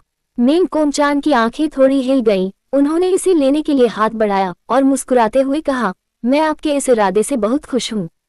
ऐसा कहने के बाद उन्होंने संस्कृत पत्थर को सीधे अपनी कमर के चारों ओर बांध लिया और जब उन्होंने इसे घुमाया तो इसने एक अलौकिक और हृदय को प्रसन्न करने वाली टक्कर की ध्वनि उत्पन्न की। खैर, मेरे पिताजी को ये बहुत पसंद है। हाँ। वह हंसे और मुंह फेर लिया। मेंग जिह्वान ने जल्दी से पीछा किया और सम्मानपूर्वक भगवान वू मेंग को महल से बाहर भेज दिया। हवा बह रही थी और अपने साथ ब्रह्मा पत्थरों के टकराने की आवाजों की एक और श्रृंखला ला रही थी। मेंगकोंगचान ने अचानक कहा, ये ब्रह्मा ध्वनि पत्थर वास्तव में हृदय को शुद्ध करता है और आत्मा को निर्मल करता है। जैसा कि अफवाह थी, लेकिन कुछ ध्वनियों ने वास्तव में मुझे बेहतर महसूस कराया। मेंग ज़ेयुआन मन ही मन मुस्कुराए और अपने होठों पर सम्मानपूर्वक कहा, यदि आप भगवान के शब्द सुनेंगे तो आप निश्चित रूप से बेहद खुश होंगे। संस्कृत पत्थरों की यह माला एक अल्पमत है, लेकिन वास्तव में उन्होंने बहुत प्रयास किया है। ओह! मेंग कोंग-चान रुका और पीछे मुड़कर उसे आगे बोलने का इशारा किया। मेंग ज़ेयुआन ने अपना सिर नीचे किया और थोड़ी घबराहट के साथ बोला, युवा गुरु के पास मूल रूप से केवल एक लाल संस्कृत पत्थर था। उन्होंने सोचा कि केवल 3 रंगों को एक साथ आने से ही सही शुद्ध संस्कृत ध्वनि उत्पन्न होगी। 2 पीले और नीले पत्थरों को खोजने के लिए युवा गुरु 2 साल पहले से बिना रुके लोगों को सुंदर संस्कृत पत्थर की तलाश में भेज रहे हैं। पिछले महीने तक उन्हें आखिरी संस्कृत पत्थर नहीं मिला था और उन्होंने बिना किसी हिचकिचाहट के इसके लिए एक एलियन एबिस क्रिस्टल का भुगतान भी किया। उद्धरण चिन्ह मेंग कोंग-चान। मेंग ज़ेयुआन ने मेंग कोंग-चान की ओर चुपचाप देखा और आगे कहा, हो सकता है कि भगवान को कुछ पता न हो। युवा स्वामी हमेशा भगवान के प्रति अत्यंत आभारी और आदरणीय रहे हैं और साथ ही वह बहुत दोषी महसूस करते हैं। उन्होंने इसके बारे में कई बार सोचा है और वह कभी भी मेंग ज़ेयुआन नाम को याद नहीं कर पाए हैं। मैं आपको अपने दिल से बिना किसी बाधा के पिता भगवान नहीं कह सकता, इसलिए आपने उनके लिए जो कुछ भी किया है उसके लिए मुझे बहुत शर्म आती है। और ईश्वर सर्वोच्च व्यक्ति हैं और दुनिया में ऐसा कुछ भी नहीं है जो आपकी नज़र को पकड़ सके। सौभाग्य से युवा मास्टर द्वारा बनाए गए व्यंजन आपको प्रसन्न कर सकते हैं। इसलिए सबसे आम बात जो युवा मास्टर अभ्यास करने के बाद करते हैं वह है खुद को रसोई महल में डुबो देना, और हम में से किसी को भी हस्तक्षेप करने की अनुमति नहीं है। इसलिए युवा स्वामी द्वारा देवता के लिए बनाए गए किसी भी पेस्ट्री और सूप में बिना किसी हिचकिचाहट के एक ईमानदार दिल शामिल होता है। उद्धरण चिन्ह ... उद्धरण चिन्ह। मेंग कोंग-चान कुछ देर तक चुपचाप खड़ा रहा और फिर चला गया। काफी देर तक बाहर घूमने के बाद उसने बादलों की ओर देखने के लिए अपना सिर उठाया और उसकी आंखों में एक धुंध सी छाई हुई थी। ये पर्याप्त है, उसने धीरे से बुदबुदाया। इस तरह भले ही आप अपने जीवन में वास्तव में पिता परमेश्वर नहीं चिल्ला सकते, ये पर्याप्त है। उद्धरण चिन्ह। मेंग ज़ेयुआन महल लौट आए। युनचे को देखते ही उसने अपने कदम समेट लिए और आगे बढ़ी। उसने डरते डरते कहा, युवा स्वामी, दासी ने अभी अभी अपना फैसला किया है और युवा स्वामी के बारे में भगवान से बहुत कुछ कहा है। अगर दासी ने कुछ गलत किया है तो कृपया मुझे सजा दें। उद्धरण चिन्ह। युनचे मुस्कुराए और बोले, हमारे ईश्वर पुत्र के महल में ऐसा कुछ भी नहीं है जो तब तक नहीं कहा जा सकता जब तक कि हम उसे स्पष्ट रूप से न समझाएं। हम गलत कैसे हो सकते हैं? उस युवा स्वामी के सामने जो कभी क्रोधित नहीं होता था और जिसमें कोई अहंकार या गुस्सा नहीं था, मेंग ज़ेयुआन ने अपनी थोड़ी सी भीरुता का 90% तक प्रदर्शन किया। युनचे की बातें सुनकर वह मुस्कुराए और अचानक साहपूर्वक बोली, क्या ये सच है कि तुम कुछ भी कह सकते हो? नौकरानी पूछना चाहती है। युवा स्वामी ज़ेयुआन पर मेहरबानी कब करेंगे? उसकी खूबसूरत आंखें खुशी से भरी थीं, लेकिन उसने युनचे की नजरों से बचने से इनकार कर दिया। नचे अब भी मंद मंद मुस्कुरा रहा था।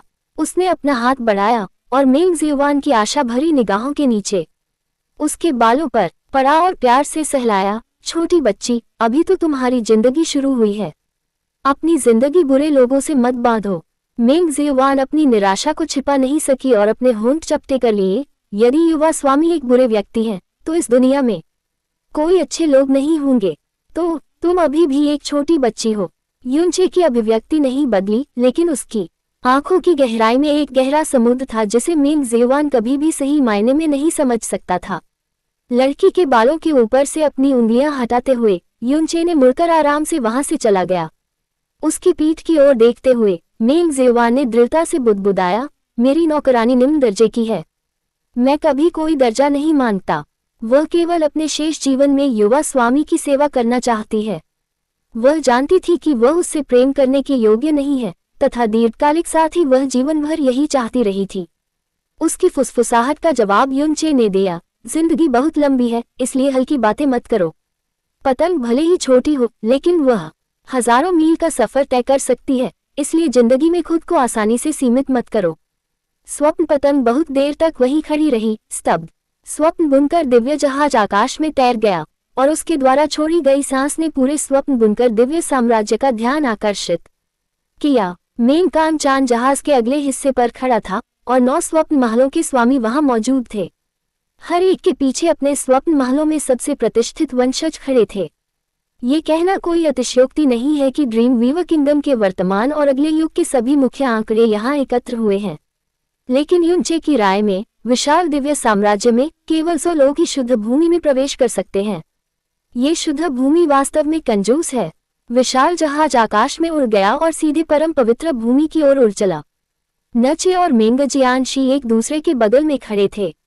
मेंग जियानक्सी मुस्कुराए और बोली, भाई युआन, घर लौटने के बाद ये पहली बार है जब आपने देश से बाहर कदम रखा है, लेकिन ऐसा लगता है कि आप ज्यादा उत्साहित नहीं हैं।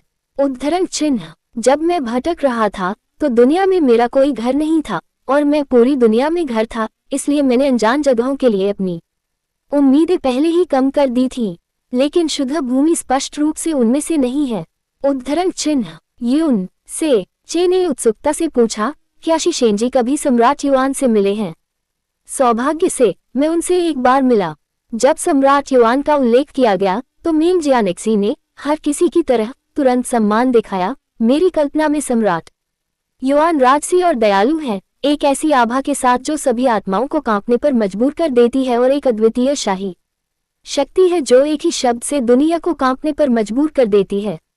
लेकिन उनसे व्यक्तिगत रूप से मिलने के बाद मुझे एहसास हुआ कि सम्राट युआन मेरी कल्पना से बिल्कुल अलग हैं, पूरी तरह से अलग। युनचे ने गहरा संदेह जताया।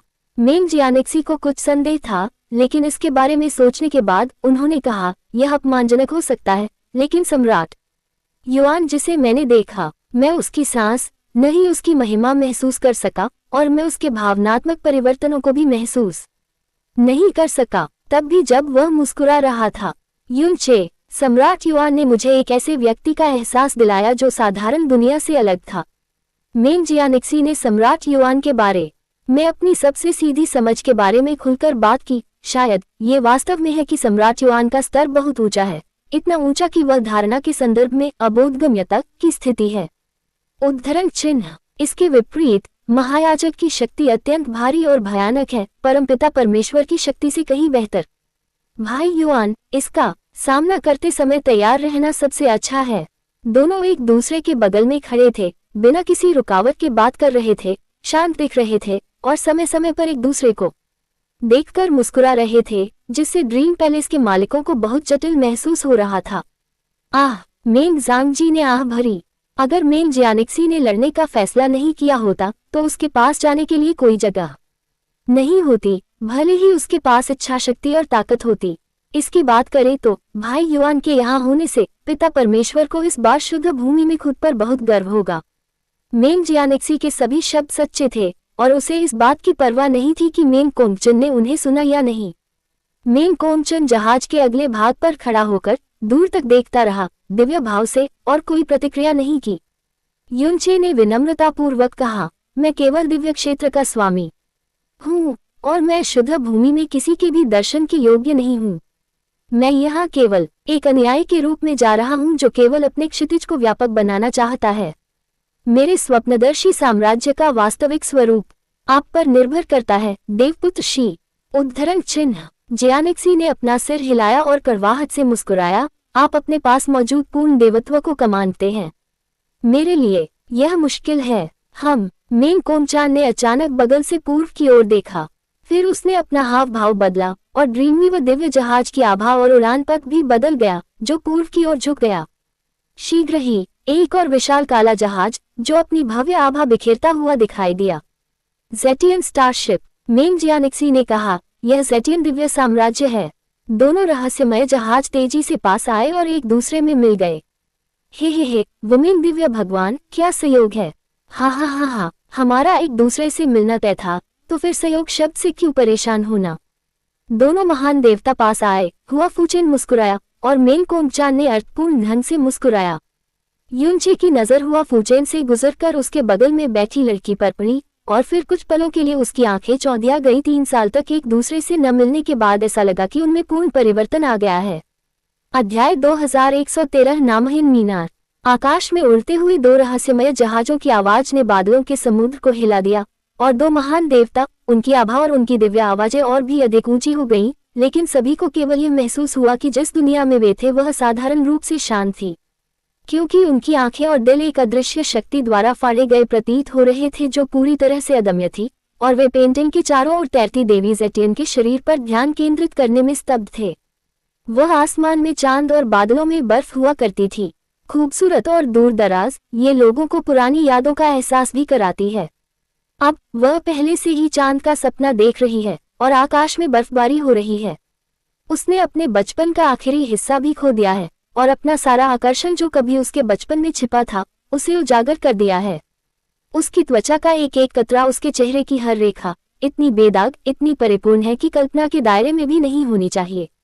इस दुनिया की सारी बेतहाशा उम्मीदें, उसकी सुंदर आंखें जहां भी देखती, उसकी आंखों में होने वाला प्रत्येक परिवर्तन संपूर्ण विश्व की चमक को प्रभावित करता प्रतीत होता, जिससे हजारों तारे भी मन पर जाते और यहाँ तक कि चमकता चांद भी डरपोक हो जाता। 20 साल बाद दृढ़ संकल्प की तलवार दिल को फिर से गढ़ने के बाद उसने धीरे धीरे हुआ किंगन जैसी परी की ठंडक, अलगाव और दूरी हासिल कर ली है। वास्तव में जब यूचे की नजर उस पर पड़ी तो उसे अपने अतीत की थोड़ी समझ हुई। अवास्तविकता उद्धरण चिन्ह। मैं बहुत देर तक शी रुमेन के बारे में सपने देखने के बाद जाग गया। मैंने जल्दी से अपनी नजरें नीची कर ली और एक मुश्किल सियाह भरी, वह सचमुच देवी ज़ेटियन है। जब मैंने उन्हें पहली बार देखा था तो मैं पहले ही हैरान रह गया था। अब वह और भी ज्यादा हैरान है।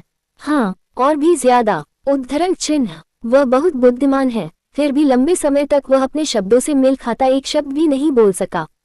हुआ कैली आगे बढ़े और विस्मय में झुके। कैली भगवान वुमेन से मिले हैं और मैं लंबे समय से उनका अभिवादन कर रहा हूँ। अरे कौन सा भगवान? भगवान नहीं है, तुम तो इससे अच्छी तरह वाकिफ हो। मेंग कोमचान अपनी लंबी और सनकरी ईश्वरीय आंखों से मुस्कुराया। अभी के लिए मुझे बस चाचा कहो। पहले मेंग कोमचन की आंखें हुआ कैली को देखकर प्रशंसा और ईर्ष्या से भरी होती थी, लेकिन अब स्थिति बहुत अलग थी। पेंटिंग के उतार चढ़ाव के नजरिए से वह पूरी तरह से अपनी बेटी को देख रही थी, जिससे वह बहुत दुखी महसूस कर रही थी। हाँ अंकल मेंग, हुआ कैली ने बिना किसी हिचकिचाहट के तुरंत आज्ञाकारी ढंग से जवाब दिया। फिर उसने एक छोटा कदम आगे बढ़ाया और अपने ज़ैड जैसे हाथों में एक छोटा सा सैड इंकस्टोन उठाया। कैली ने सुना है कि अंकल मेंग को कलम और स्याही पसंद है। वह अक्सर अपने दिमाग को प्रशिक्षित करने के लिए सुलेख का अभ्यास करते हैं और स्याही के साथ नृत्य करते हैं। कैली के हाथ में एक ताओकिंग ज़ैड था, जिसे इंकस्टोन का राजा कहा जाता था, इसलिए उसने इसे इंकस्टोन के रूप में इस्तेमाल किया और अंकल मेंग को भेंट कर दिया, इस उम्मीद में कि अंकल मेंग को ये पसंद आएगा। ये रंगीन कांच से बना है जिसे मैंने लियोन तलवार से बनाया है। टिल्ड हुआ के तैरते शब्दों में स्पष्ट रूप से दांत पीसने की आवाज थी। ये पुरानी चीज वास्तव में मौत के लिए सस्ती है। आह, यह कैली सचमुच बहुत विचारशील है। मेंग कोमचन ने इसे लेने के लिए अपना हाथ बढ़ाया और प्रतिष्ठित लॉर्ड वू मेंग वास्तव में इतना मुस्कुराए कि उन्होंने लगभग अपने दांत दिखा दिए। ताओकिंग यू, जो इतना संपूर्ण और कोमल है, सचमुच दुर्लभ है, और फिर इसे रंगीन कांच से अपने हाथों से काटा जाता है। यह एक अमूल्य खजाना है जो दुनिया में अद्वितीय है। मेंग कोमचन ने दिल खोलकर तारीफ की। उसने ताओकिंग ज़ैड इंकस्टोन को एक तरफ रख दिया और कई बार अपने हाथों से टटोला। उसे उपहार चुकाने लायक कोई भी उपयुक्त और मेल खाता हुआ पत्थर नहीं मिला। वह बस अपनी शर्मिंदगी दबा सका और बोला, देखो, मैं इतनी जल्दी में था कि कैली के लिए मीटिंग का उपहार तैयार करना ही भूल गया। कैली, इसके लिए तुम्हारे चाचा मेंग की गलती है। जब ये पवित्र भूमि की यात्रा पूरी हो जाएगी तो तुम्हारे चाचा तुम्हारे लिए एक बड़ा सरप्राइज तैयार करेंगे। बैठक उपहार, स्पष्टता, असामान्य शब्द और हाव भाव। जियानिक्सी की भौहें बेवजह फड़क उठी और फिर उसने जल्दी से उन हास्यास्पद विचारों को मिटा दिया जो अचानक उसके पास आए थे। हुआ कैली ने अपना सिर थोड़ा नीचे किया और खिलखिलाकर मुस्कुराई। जब तक अंकल मेंग को ये पसंद है, और अंकल मेंग ने पहले ही कैली को दुनिया का सबसे अच्छा उपहार दे दिया है। खांसी खांसी खांसी खांसी। हुआ फू शेन का गला हवा से घुट गया और उसने गंभीरता से कहा, सर वू मेंग, हमें कुछ बात करनी है। नचे, आप ही यहाँ हैं। उद्धरण चिन्ह। हाँ, यूचे ने उसकी बात मानकर आगे बढ़ा। जैसे ही वह मेंग कोमचान के पास पहुंचा, हुआ फुशिन ने हाथ हिलाया और तुरंत एक अलगाव की दीवार बन गई। देवताओं द्वारा मामलों पर चर्चा करना तथा एक अलगाव अवरोध का निर्माण करना बहुत ही उचित है। हुआ के उतार चढ़ाव पर आपकी नजर कैसे नहीं पड़ी? हुआ कैली यूनचे को देखते ही अपनी भावनाओं को दबा रही थी, लेकिन उसके दिल और आत्मा में उतार चढ़ाव बहुत ज्यादा थे। तलवार का दिल और आत्मा बस एक गड़बड़ में तब्दील हो गए थे और धीरे धीरे यह उलझन इतनी उलझ गई कि उसकी खोपड़ी में झुनझुनी होने लगी। यकीनन जैसे ही अलगाव की दीवार बनी, रंगे हुए कांच का परी समारोह ढह गया। जैसे कोई बच्चा अबाबिल अपने घोंसले में लौट रहा हो, उसने खुद को यूचे की बाहों में जोर से फेंक दिया। जेड रंग की दो भुजाएं उसकी कमर से लगभग पूरी ताकत से लिपटी हुई थीं। सारी मेहनत बेकार गई। भाई यून, मुझे सचमुच तुम्हारी याद आती है। उफ! इससे पहले कि वह अपनी बात पूरी कर पाती, वह सिसकने लगी। मैं भी। यूनचे ने अपनी जैद को गले लगाया और धीरे से कहा। हुआ शेन ने अपनी पीठ मोड़ ली, उसका चेहरा कोयले की तरह काला हो गया। हाँ, युवाओं की भावनाएं इतनी सीधी और भावुक होती हैं कि लोग ईर्ष्यालु हो जाते हैं, मेंग कोमचान ने मुस्कुराते हुए कहा। वह फुशेन नामक पेंटिंग के पास पहुंचा। चलते हुए उसकी कमर पर रखा संस्कृत का पत्थर उसके हृदय की शुद्ध संस्कृत ध्वनि को छू गया। हुआ फुशेन ने बगल से देखा, लेकिन इससे पहले कि वह कुछ बोल पाता, मेंग कोमचान ने पहले ही सिर हिला दिया और गंभीरता से कहा, जैसा कि मेरे भाई फुशेन से उम्मीद थी, मैं एक नज़र में बता सकता हूं कि यह युआन एर द्वारा मुझे दिया गया संस्कृत पत्थर है। पेंटिंग तैरती है और गिरती है। ओह! हुआ फुशेन ने हल्के से जवाब दिया और फिर लापरवाही से मेंग कोमचान की कमर पर 3 रंगों वाले संस्कृत पत्थर पर नजर डाली। भगवान के रूप में इस चीज को साधारण भी नहीं कहा जा सकता। ये वो सहज नजर थी जिसने मेंग कोमचान को पलटने और जीवंत अभिव्यक्ति के साथ कहा, ये संस्कृत ध्वनि पत्थर हम में से उन लोगों के लिए सबसे अधिक लाभकारी है जो अपनी आत्मा का अभ्यास करते हैं। मेरे लिए इन 3 रंगों वाले संस्कृत ध्वनि पत्थरों को प्राप्त करने के लिए युआनरा को मुझे बहुत मदद करनी होगी। खोजने के लिए पर्याप्त है। 2 साल की खोज के बाद आकार, आकृति और कारण सभी युआनरा के अपने हाथों से उकेरे गए थे। हर बार जब वे टकराते हैं तो मेरे कानों में जो आता है वह स्पष्ट संस्कृत ध्वनि है, लेकिन जो मेरी आत्मा में प्रवेश करता है वह युआन र की मूक चिंता है। तथाकथित पिता और पुत्र जुड़े हुए हैं। यह बाहर ऐसा ही है। हुआ शिन शेन की भौहों के कोने धीरे धीरे 2 काली रेखाओं में खुल गए। मेंग कोमचान अब भी बिना रुके बोले जा रहा था, अगर तुम्हें जलन हो रही है तो मैं युआन एर से किसी दिन तुम्हारे लिए भी एक बनाने को कहूंगा। आखिरकार तुम उसके होने वाले ससुर हो। बस तीनों रंग मिलना मुश्किल हो सकता है और ये। हुआ फुचेन अंततः इसे और बर्दाश्त नहीं कर सका, पलटा और गुर्राया, तुम दोनों अलग क्यों नहीं हो जाते? हम अभी भी यहाँ हैं। तुम इतने चिपके कैसे हो? नहीं। हुआ कैली ने यूनचे को और कसकर गले लगा लिया, लगभग खुद को उसकी छाती से रगड़ना चाहती थी। अरे अरे अरे भाई फुचेन, मुझे तुमसे कुछ कहना है। मेंग कोमचान ने उसे रोकने के लिए हाथ बढ़ाया और कहा, कई सालों तक एक दूसरे से न मिलने के बाद 2 बच्चों का अपनी भावनाओं पर काबू न रख पाना स्वाभाविक है। बस इतना कहो कि तुम और क्वो वानिक्सन हर बार मिलने पर इन दोनों बच्चों से ज्यादा एक दूसरे के करीब थे। हुआ फुचेन का मुंह थोड़ा सा फड़क गया और उसने अपनी आस्तीनें ऊपर करके बोलना बंद कर दिया।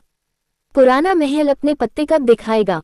जब मेंग कोमचान की आवाज फिर से सुनाई दी तो उसका स्वर गंभीर हो गया था। हुआ चेन ने थोड़ा भौहें चढ़ाई और कहा, शुद्ध भूमि का मामला खत्म हो गया है। उद्धरण चिन्ह। जैसा मैंने सोचा था। मेंग कोमचान उसके बगल में खड़ा था, अपने सामने उजाड़ खाई को देख रहा था। अगर इस शुद्ध भूमि की बैठक में कोई बड़ी घटना नहीं होती है तो चलो इसे सीधे हल करते हैं।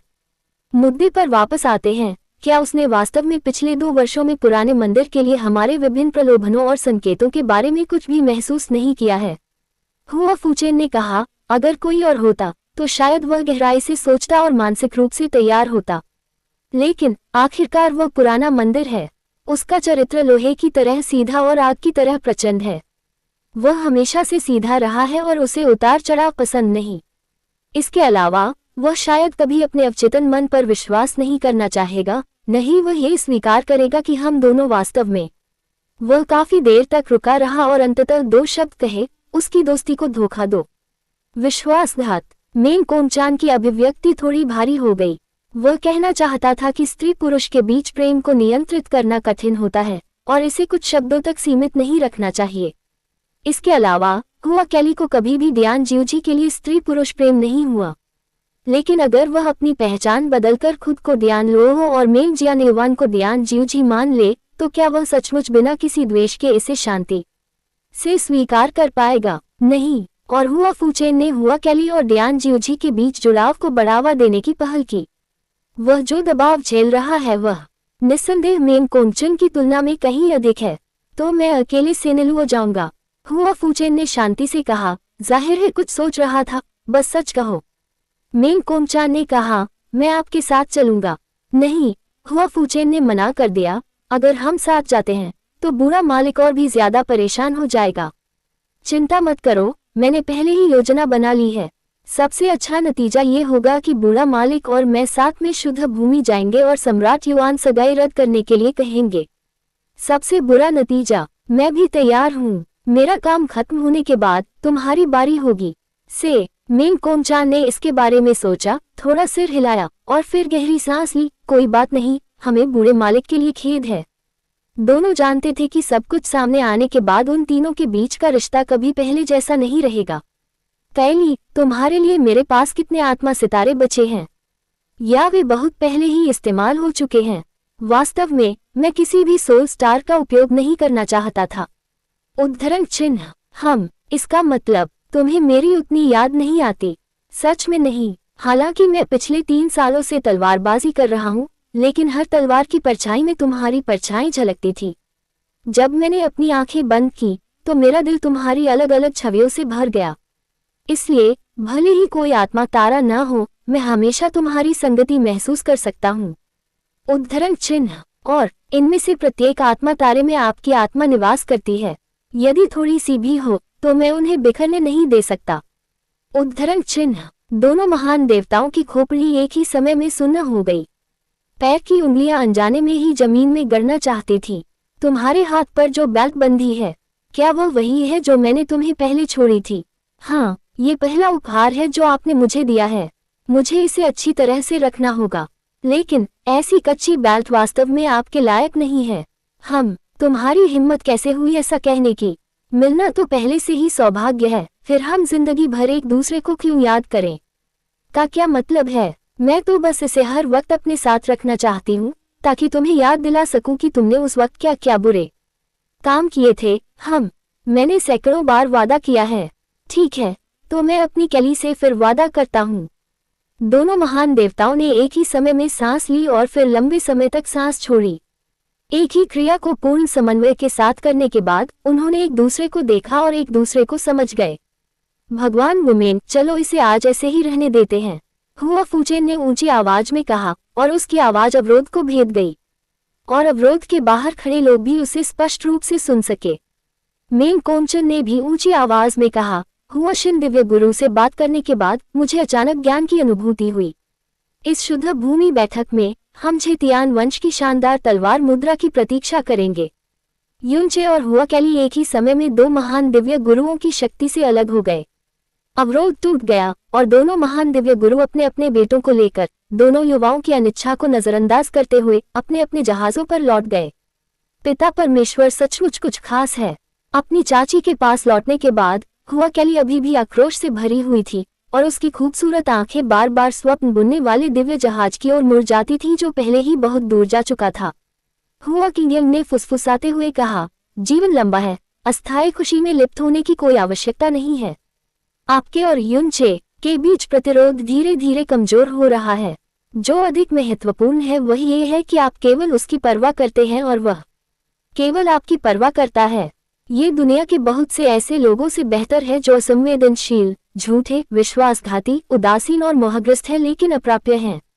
जब आपकी शादी हो जाएगी, तो जब सारी बाधाएं दूर हो जाएंगी, तब चाहे आप हजारों वर्षों तक एक साथ क्यों न रहें, कोई भी आपको रोक नहीं पाएगा। विवाह शब्द अब हुआ कैली के लिए बहुत सुंदर है। ये हुआ किंगयन के होठों से उसके दिल में तैरता है और फिर बहुत देर तक मिटने का नाम नहीं लेता।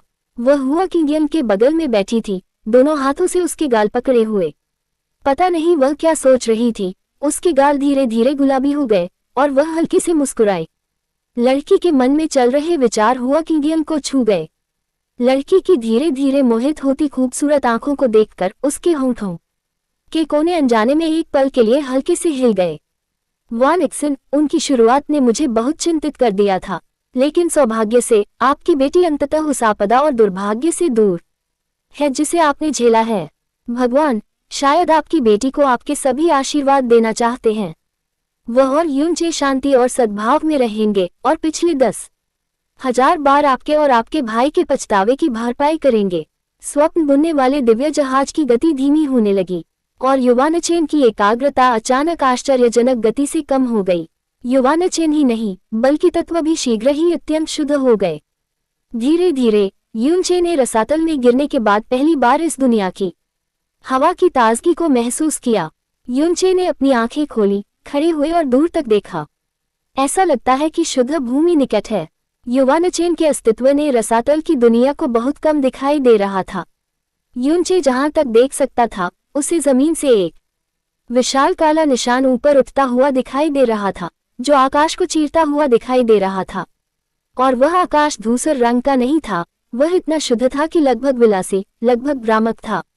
जैसे ही ड्रीमवीवर गॉडशिप निकट आया, काला निशान भी तेजी से दृष्टि में बड़ा हो गया, कुछ मील से दर्जनों मील तक और फिर सैकड़ों मील तक। ये भी इस क्षण था कि इसने अंततः यूनचे की दृष्टि में अपना मूल रूप दिखाया। ये वास्तव में एक विशाल मीनार थी जो आकाश को सहारा दे सकती थी। देवी शी, यूनचे ने भौहें चढ़ाकर पूछा, शुद्ध भूमि क्या यह इस मीनार पर है? बिल्कुल। मेंग जियानेक्सी को अजीब लगा, भाई युआन को नहीं पता था। यूनचे ने कंधे उचकाते हुए कहा, मैं हमेशा से जानता था कि सर्वोच्च शुद्ध भूमि आकाश में लटकी हुई है, इसलिए मैंने स्वाभाविक रूप से सोचा कि यह एक तैरती हुई दिव्य भूमि है, और मैंने कभी नहीं सोचा था कि यह एक विशाल मीनार पर है। मेंग जियानेक्सी भी हंसा, भाई युआन कभी भी शुद्ध भूमि पर नहीं गया है, इसलिए ऐसे विचार आना स्वाभाविक है। यह मीनार सम्राट युआन द्वारा दुनिया के निर्माण की शुरुआत से ही अस्तित्व में है। ऐसा कहा जाता है कि इसे स्वयं सम्राट युआन ने बनवाया था। ये वही मीनार है जिसने हमेशा शुद्ध भूमि को आकाश में ऊंचा रखा है और दुनिया को नीचे से देखा है। यूनचे ने स्वाभाविक रूप से पूछा, शुद्ध भूमि चाहे कितनी भी बड़ी क्यों न हो, शुद्ध भूमि के संसाधनों और पुजारियों की क्षमताओं के साथ इसे हमेशा के लिए तैराना आसान है। इसे इस टॉवर की क्या जरूरत है? मेंग जियानेक्सी ने कहा, भाई युआन, क्या आप अभी भी पूछना चाहते हैं कि इस विशाल टॉवर में क्या है? यूनचे ने सिर हिलाया।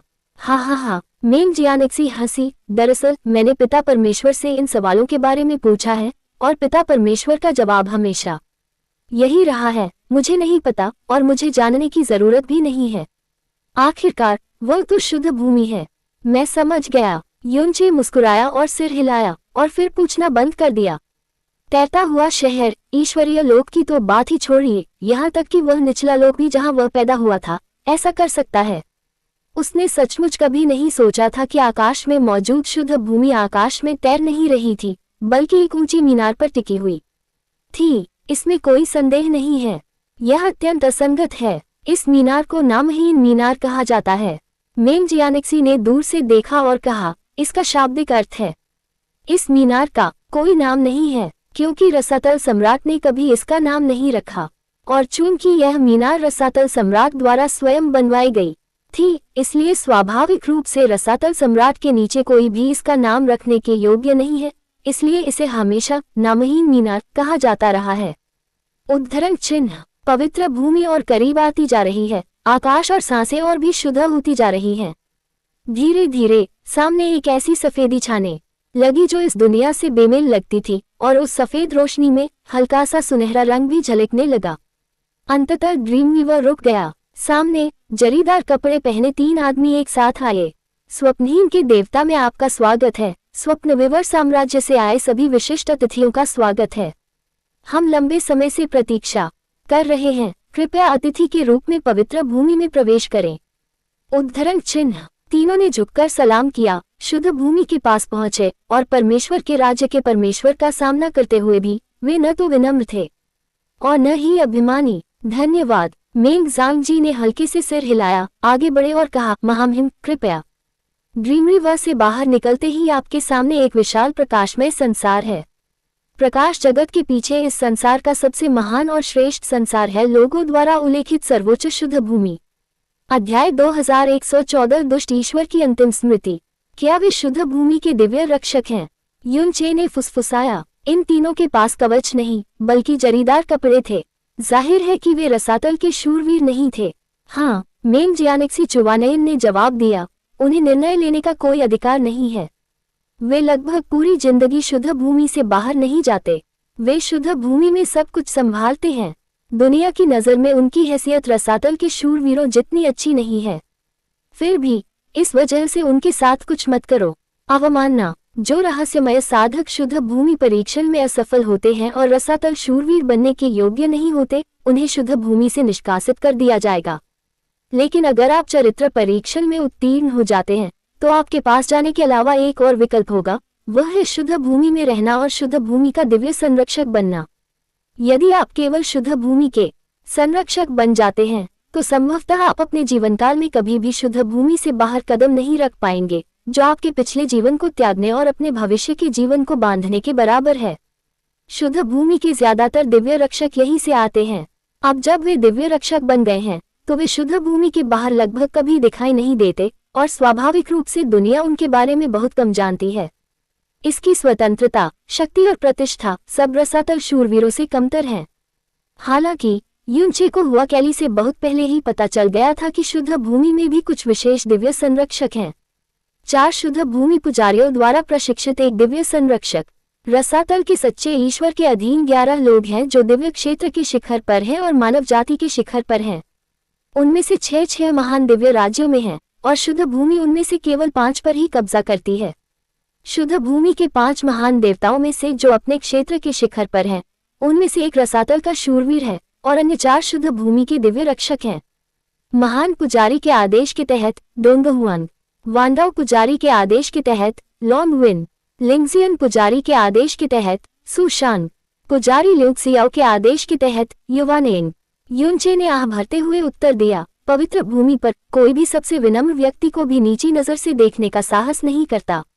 यहाँ तक कि सबसे साधारण शुद्ध भूमि दिव्य रक्षक भी एक अर्धशूरवीर है जिसने परीक्षण पास नहीं किया है। और शुद्ध भूमि परीक्षण में भाग लेने के लिए योग्य होने के लिए दिव्य विनाश के क्षेत्र में प्रवेश करना एक आवश्यक शर्त है।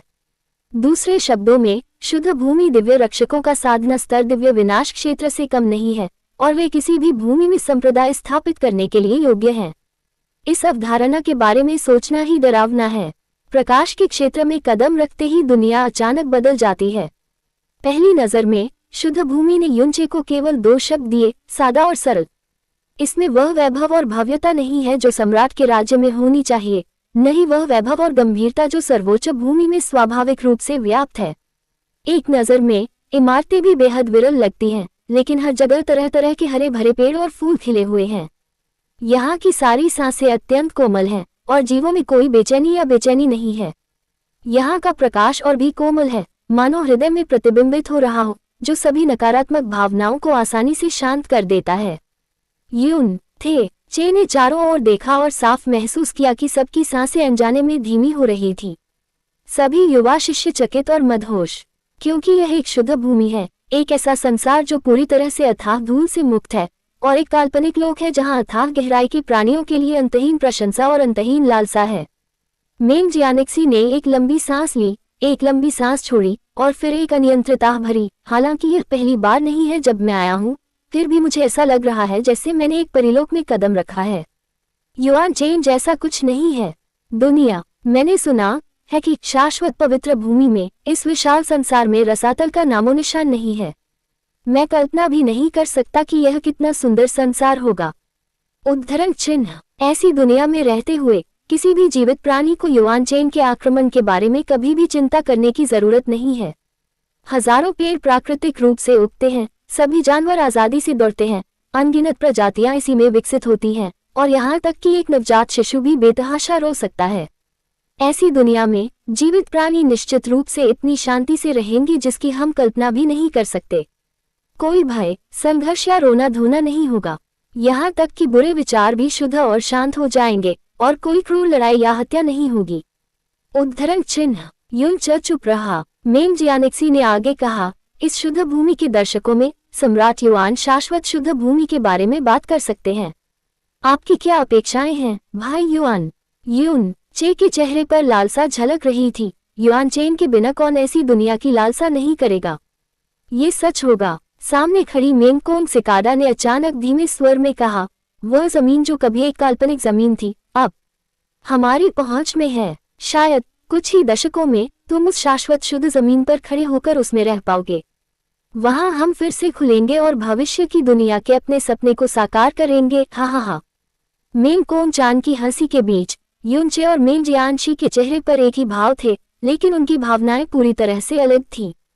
इस समय युनचे की अभिव्यक्ति अचानक जम गई और उसके कदम वहीं जम गए। भाई युआन, क्या हुआ? मेंग जियानशी रुकी और पूछा। उद्धरण चिन्ह ... कोई बात नहीं। युनचे ने अपना सिर हिलाया और शांति से कहा, मैं अभी बिना किसी कारण की बेहोशी में था। उद्धरण चिन्ह। मेंग जियानशी ने स्पष्ट रूप से कहा, ये सामान्य है। एक बार जब आप युआन चेन के अस्तित्व के अभ्यस्त हो जाते हैं तो युआन चेन के बिना किसी दुनिया में प्रवेश करने पर आपकी अनुभूति अशांत होगी। जब मैंने पहली बार शुद्ध भूमि में प्रवेश किया था तो मैं भी कई बार समाधि में गिर गया था।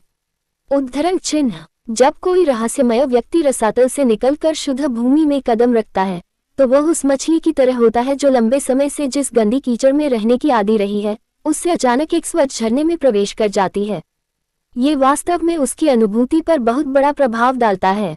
हालांकि स्वर्ग और पृथ्वी की आभा के स्तर को एक तरफ रखते हुए वह शुद्ध भूमि, जिसे रसातल रहस्यवादी एक परिलोक के रूप में देखता है, नचे की धारणा में एक साधारण दुनिया से अधिक कुछ नहीं है।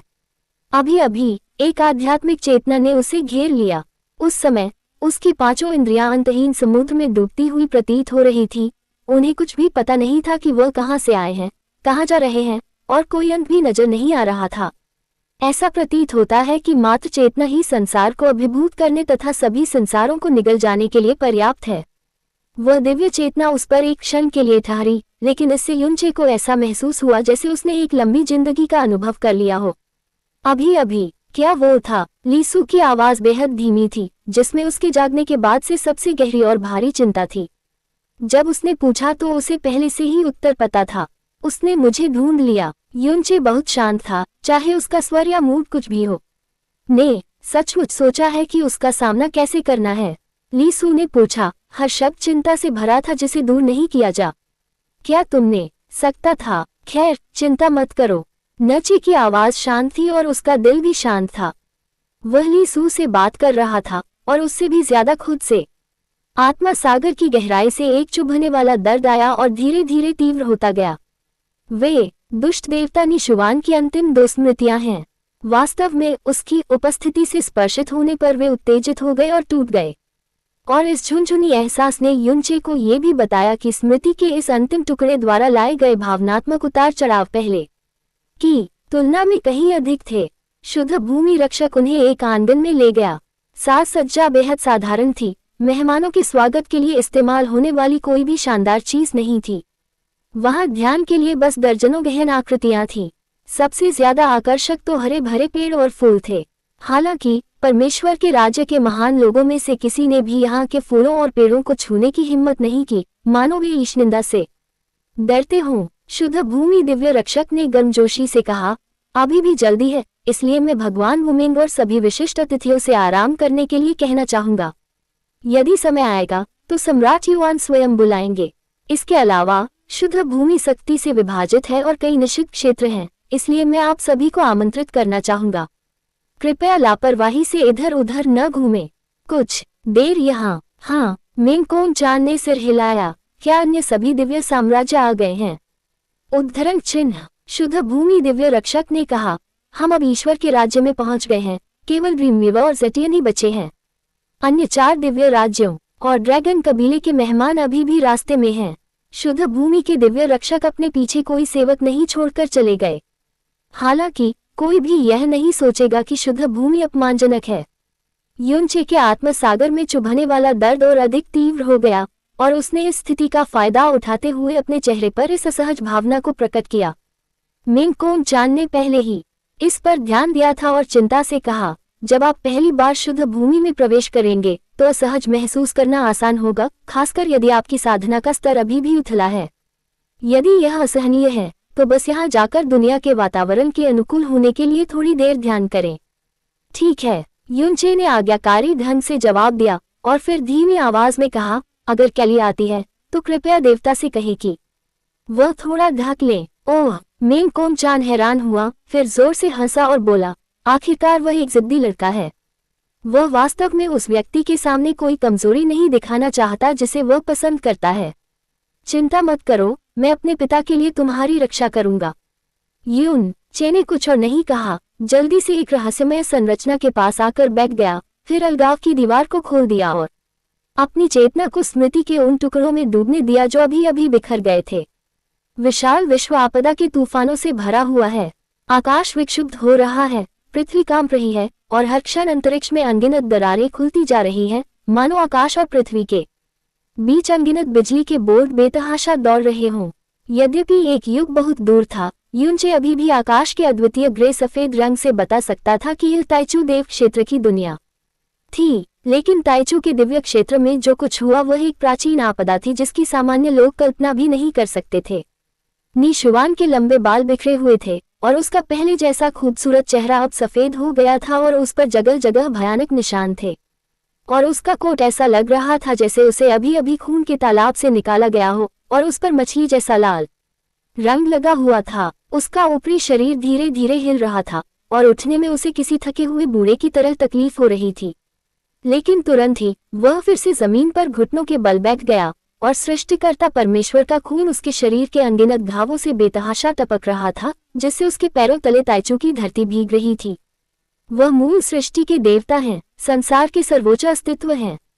कोई कल्पना भी नहीं कर सकता था, यहाँ तक कि उन्होंने स्वयं भी कभी नहीं सोचा था कि एक दिन वे इतने गंभीर रूप से घायल, इतने दुखी और इतने पीड़ाग्रस्त हो जाएंगे। उसके सामने सोने के कपड़े पहने एक लंबा आदमी खड़ा था। उनके चेहरे की विशेषताएं लोगों को तलवार की नक्काशी का अत्यंत स्पष्ट बोध कराती हैं। उसके चेहरे की पहली झलक में ही लोगों के दिलों में ईमानदार शब्द उभर आएगा। ऐसा लगता है कि इस चेहरे के सामने कोई कानून नहीं तोड़ा जा सकता, कोई नियम नहीं तोड़ा जा सकता, कोई गलती माफ नहीं की जा सकती और कोई पाप अस्तित्व में नहीं रह सकता। वह 4 सृष्टि देवताओं के मुखिया हैं और दुनिया में सबसे सर्वोच्च प्राणी है। ईश्वर हत्यारा सम्राट मो। उसके हाथ में एक चौड़ी तलवार थी। तलवार का रंग कांसे जैसा था। तलवार का ढांचा साधारण था, धार कुंद थी और उसमें कोई चमक नहीं थी और तलवार का कोई दबाव भी नहीं था। भले ही वह नश्वर संसार में गिर जाए, फिर भी वह नश्वर लोहे का एक टुकड़ा है जिसे नश्वर संसार का कोई भी रहस्यमय व्यक्ति नहीं देखेगा। हालांकि इसका नाम चौंकाने वाला है, स्वर्ग हत्या करने वाली पैतृक तलवार। 7 ज्वांटियन खजानों में से पहला, अराजकता की दुनिया में पहली तलवार और अराजकता की दुनिया के सभी हथियारों का पूर्वज। वह पैतृक तलवार थामे स्वर्ग और पृथ्वी के बीच चुपचाप खड़ा है। हालांकि आकाश ढह गया, पृथ्वी गिर गई और दुनिया तूफान से भर गई, फिर भी वह आकाश को थामे हुए पर्वत की तरह अडिग और स्थिर खड़ा है। उसने रक्त से सने मौलिक सृजन देवता निशुवान को उदासीनता से देखा और उसकी अभिव्यक्ति एक पल के लिए भी नहीं बदली। मुझे हराने के लिए आपने दूसरी बार पैतृक तलवार की शक्ति का उपयोग करने में संकोच नहीं किया। निहुआन की आवाज इतनी शुष्क थी कि लोग विश्वास नहीं कर सके कि यह सृष्टि के ईश्वर की आवाज थी। क्या ये भी आपके दिल में तथाकथित सही रास्ते के लिए है? उद्धरण चिन्ह। पूर्व की तलवार की शक्ति यह है कि यदि कोई मनुष्य इसका उपयोग करता है तो वह तुरंत मर जाएगा। यदि कोई सच्चा देवता इसका उपयोग करता है तो उसका जीवनकाल 90% कम हो जाएगा। भले ही कोई व्यक्ति सृष्टि के देवता के समान शक्तिशाली हो और अपने पूर्वजों की तलवार की शक्ति को सक्रिय कर सके, तब भी उसके जीवनकाल का 30% खर्च होगा। ये दूसरी बार है जब उसने पैतृक तलवार का उपयोग किया है और उसका जीवनकाल 60% तक कम हो गया है। लेकिन उन्होंने कोई संकोच नहीं किया। अफसोस तो दूर की बात है, वह मोई के जुनून को समझ नहीं सका। जैसे वह समझ नहीं पा रहा था कि उसे सूसू को क्यों मारना पड़ा। वह तो जाहिर है उसका सबसे प्रिय पुत्र है। वह उसका स्वर्ग विनाशक राजकुमार है, उसकी चुनी हुई शक्ति और इच्छा शक्ति का उत्तराधिकारी। यहाँ तक कि अगर मोसू ने किसी निषेध का उल्लंघन किया तो भी उसे मौत की सजा नहीं दी जाएगी। अकेले उसके हाथों से मृत्युदंड दिए जाने की तो बात ही छोड़ दीजिए। तुमने मोसू को मार डाला, जी युआन को नुकसान पहुंचाया और मेरी बेटी का अपहरण कर लिया। अब मेरी बारी है। निजुआन ने दुखी होकर मुस्कुराते हुए अपने पराजित चेहरे पर एक निराशाजनक भाव के साथ कहा, चलो इसे करते हैं। मो ने कहा, उसकी आवाज बादलों पर धुएं की तरह हल्की थी। हालांकि मैं तुमसे नफरत करता हूँ, मेरे पास तुम्हें मारने का कोई कारण नहीं है। हाँ, निशुआन धीरे से हंसा, आप अपने धर्मी मार्ग के विरुद्ध जाने वाले किसी भी व्यक्ति को बिना किसी दया के मार सकते हैं, चाहे वह आपका अपना बेटा ही क्यों न हो, जिससे आप प्यार करते हैं और जिसकी आप आशा करते हैं। और तो और, मैं भी आपके विरुद्ध जाने वाला व्यक्ति हूँ।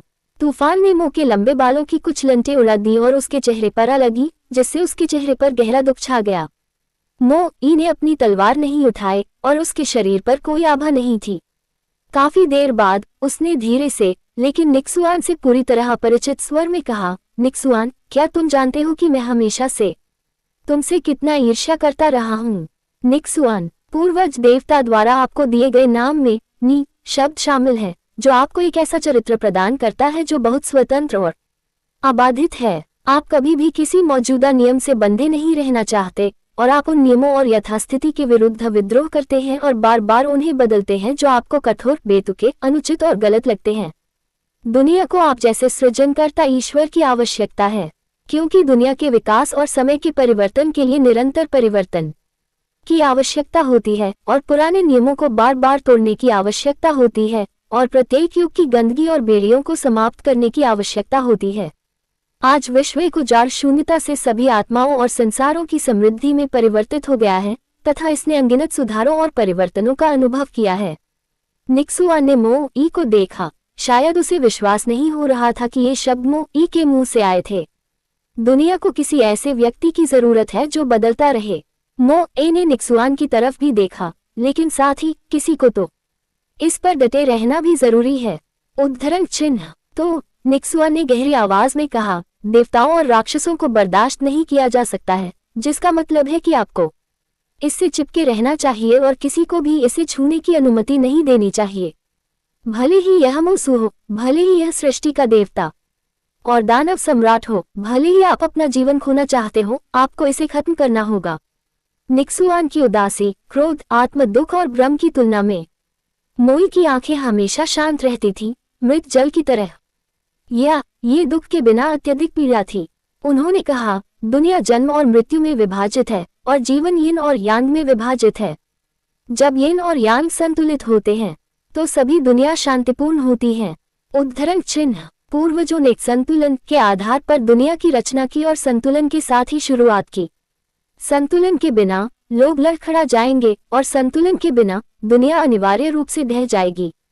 अतः संसार के आरंभ में सृष्टि के 4 महान देवता और 4 महान दानव सम्राट थे, न कि सृष्टि के 8 महान देवता या 8 दानव सम्राट। उद्धरण चिन्ह। स्वर्ग हत्या करने वाले ईश्वर के सम्राट के चेहरे पर कोई भाव नहीं था और उन्होंने लगभग लकड़ी की तरह वे शब्द कहे जो उन्होंने पहले कभी नहीं कहे थे। प्राचीन काल से लेकर वर्तमान तक देवता और दानव दोनों ही इस दुनिया में सर्वोच्च प्राणी हैं और आसानी से स्वर्ग और दुनिया के भाग्य का निर्धारण कर सकते हैं। देवता और दानव मामूली आपदाएं हैं, लेकिन वे दुनिया में विनाशकारी प्राकृतिक आपदाएं हैं। उद्धरण चिन्ह। देवता और दानव अपने अपने पक्ष में अहंकारी हैं, एक दूसरे को रोकते हैं और उन्होंने एक दीर्घकालिक संतुलन बना रखा है। दुनिया में सब कुछ बदल सकता है, लेकिन इस संतुलन को छुआ चोट नहीं पहुंचाई जा सकती। धीरे धीरे प्रलय थम गया और अंतरिक्ष की गर्जना भी धीमी पड़ गई। स्वर्ग और पृथ्वी के बीच केवल 2 महान सृष्टिकर्ता देवताओं की आत्माएं ही दुनिया की हवा और बादलों को हिला रही थीं। निक्सुआन की आवाज ने तूफान को मो ई की ओर धकेल दिया।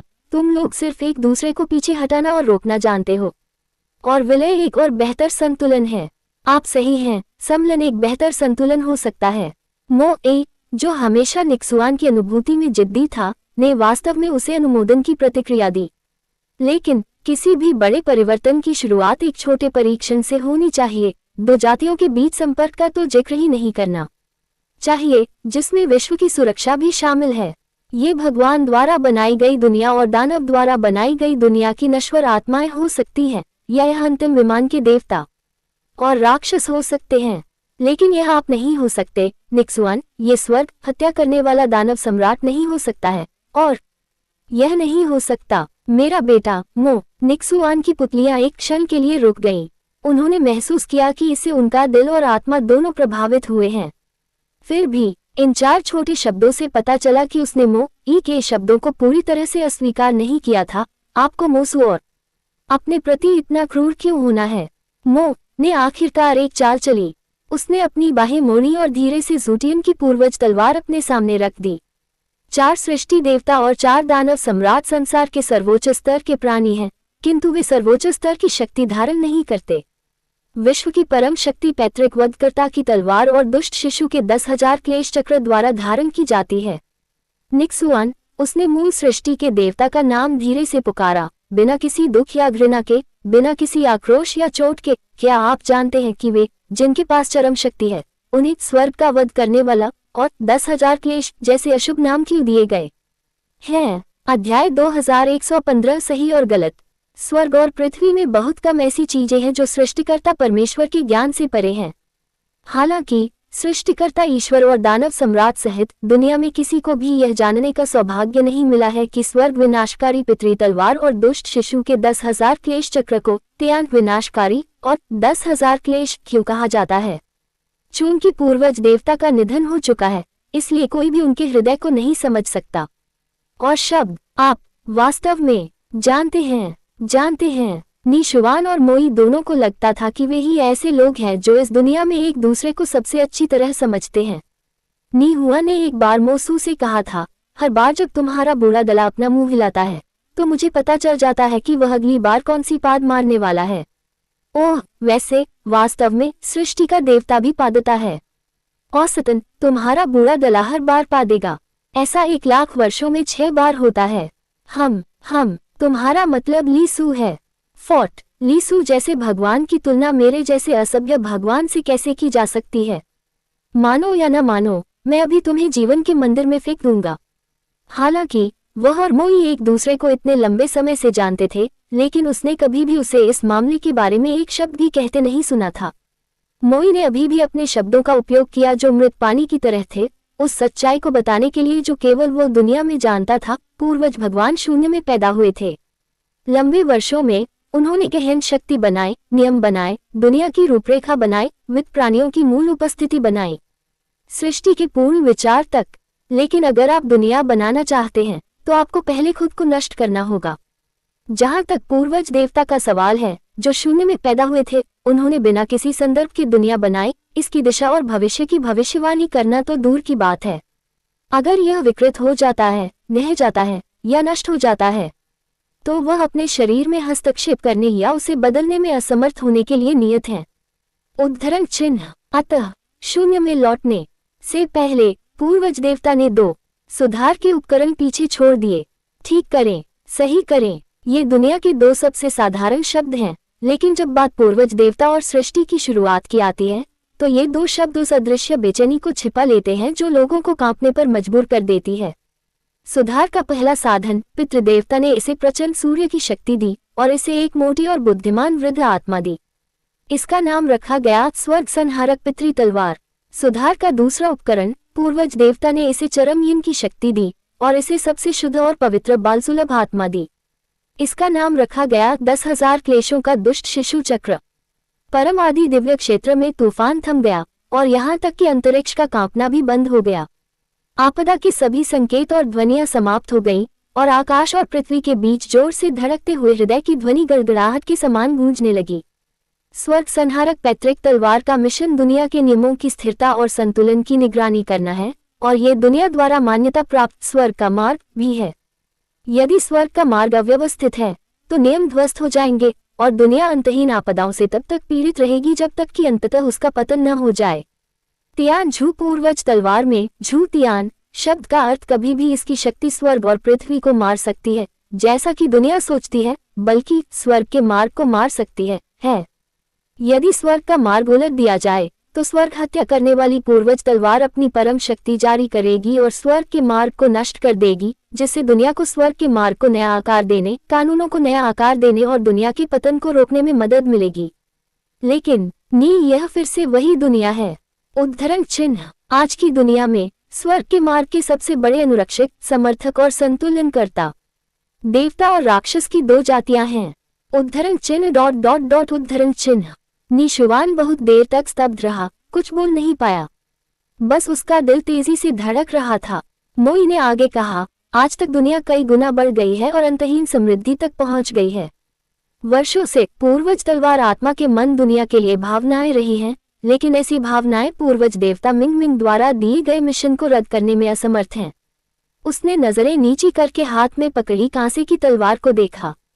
उसकी शांत आंखें और भाव ऐसे थे मानो वो किसी पुराने और करीबी दोस्त का सामना कर रहा हो। पैतृक तलवार आत्मा मेरे लिए एक शिक्षक और एक मित्र दोनों है। एक दिन इसने मुझे अपने अस्तित्व का कारण और इसके द्वारा किए जाने वाले मिशन के बारे में बताया। इसने मुझे बताया कि भले ही यह पैतृक भगवान जितना शक्तिशाली हो, फिर भी दुनिया के विकास की भविष्यवाणी करना असंभव है। यदि पूर्वज भगवान की चेतना अभी भी दुनिया में मौजूद है, ऐसी दुनिया के सामने भले ही स्वर्ग का रास्ता अराजकता में हो, वह निश्चित रूप से इसे सहन नहीं कर पाएगा और इसे नया रूप नहीं दे पाएगा। जब पूर्वज तलवार आत्मा ने ये कहा तो वह भय से भर गई। उसे डर था कि अगर एक दिन स्वर्ग का मार्ग वास्तव में उसके विरुद्ध चला गया तो उसका मिशन उसकी इच्छा को दरकिनार कर देगा और एक तलवार चलाएगा जो आकाश को नष्ट कर देगी। तो मुझे सब कुछ बताने के बाद उसने खुद को नष्ट करने का फैसला किया। तलवार मेरी गुरु है और तलवार मेरी पुरानी दोस्त है, लेकिन हम अब एक दूसरे से बात नहीं कर सकते। मोई के अलावा कोई नहीं जानता। ज़ूटियन पैतृक तलवार में कोई तलवार आत्मा नहीं है, केवल अंतिम पैतृक तलवार शक्ति की इसमें बनी हुई है। मैंने एक बार पूछा था, क्या देवताओं और राक्षसों की दो प्रजातियों का एक दूसरे के साथ संगत होना संभव है? यह मुझे बताता है कि देवता और दानव दुनिया में एक तराजू के दो छोरों की तरह हैं। वे एक दूसरे को अलग करते हैं, एक दूसरे को समाहित करते हैं और एक दूसरे को संतुलित करते हैं। यह अनगिनत युगों के परिवर्तनों को देखता है और यह ठीक उन दो दिग्गजों के कारण है जो आकाश को थामे हुए हैं। केवल एक दूसरे के शत्रुओं को संतुलित करके ही हम लंबे समय तक सहयोगी बने रह सकते हैं, बाहरी दुनिया से निपटने में एकजुट हो सकते हैं और आंतरिक कलह से बच सकते हैं। यदि दोनों कुलों का विलय हो जाता है तो यह विश्व पर प्रभुत्व रखने वाले दो कुलों के अपने एकमात्र अधिकार को खोने के बराबर होगा। यह अनुमान लगाना असंभव है कि इससे क्या परिणाम निकलेगा, लेकिन इस बात से इनकार नहीं किया जा सकता कि इस बात की संभावना होगी कि संतुलन टूट जाएगा और स्वर्ग का मार्ग उलट जाएगा। और यह संभावना बहुत बड़ी है। यह इतना विशाल है कि यह पूर्वजों की तलवार की आत्मा के लिए अस्वीकार्य है। अतः इससे पहले कि वह स्वयं को नष्ट करने का निर्णय ले, उसकी केवल एक ही विनती है। वह चाहता है कि मैं शपथ लूं कि जब तक मैं जीवित हूं, मैं देवताओं और राक्षसों के बीच के संतुलन को कभी नहीं बिगाड़ूंगा। जब तक यह आधार विद्यमान है, स्वर्ग का मार्ग कभी बाधित नहीं होगा। टकराना। नी हुआन के आधे फैले हुए घुटने जमीन पर गिर गए। मैं इस शपथ को कैसे स्वीकार नहीं कर सकता और मैं इसे कैसे नहीं कर सकता? मो ए ने धीरे से कहा, क्योंकि झूतियान शब्द उसकी तलवार का नाम है और यह मेरे भगवान का नाम भी है। उद्धरण चिन्ह। जिस दिन मेरी रचना हुई उसी दिन से मेरा मिशन मेरी आत्मा, मेरी हड्डियों और रक्त में दृढ़तापूर्वक अंकित हो गया है। अचानक तेज हवा चली और इस बार उसने सम्राट झूटियन के हर बिखरे बाल को उड़ा दिया। लेकिन वह मेरा एकमात्र सबसे अच्छा दोस्त क्यों है और वह मेरा सबसे प्रिय बेटा क्यों है? उसकी आवाज में अभी भी करुणा का कोई निशान नहीं था, क्योंकि जब बहुत दर्द होता है तो कोई दुख नहीं होता और जब बहुत दुख होता है तो कोई आंसू नहीं होते। ये फिर से मेरे साथ हुआ। इस दुनिया में मैं एकमात्र व्यक्ति हूँ जो इसे रोक नहीं सकता। उसने धीरे से बुदबुदाया, तुम्हारी आत्मा में विद्रोह कूट कूट कर भरा है। अगर मैं तुम्हें जबरदस्ती रोकूंगा तो तुम्हारी विद्रोही भावना और भी भड़केगी। इसका एकमात्र उपाय है कि स्वर्ग दहन करने वाले दानव सम्राट को निर्वासित कर दिया जाए और इस रिश्ते को हमेशा के लिए तोड़ दिया जाए।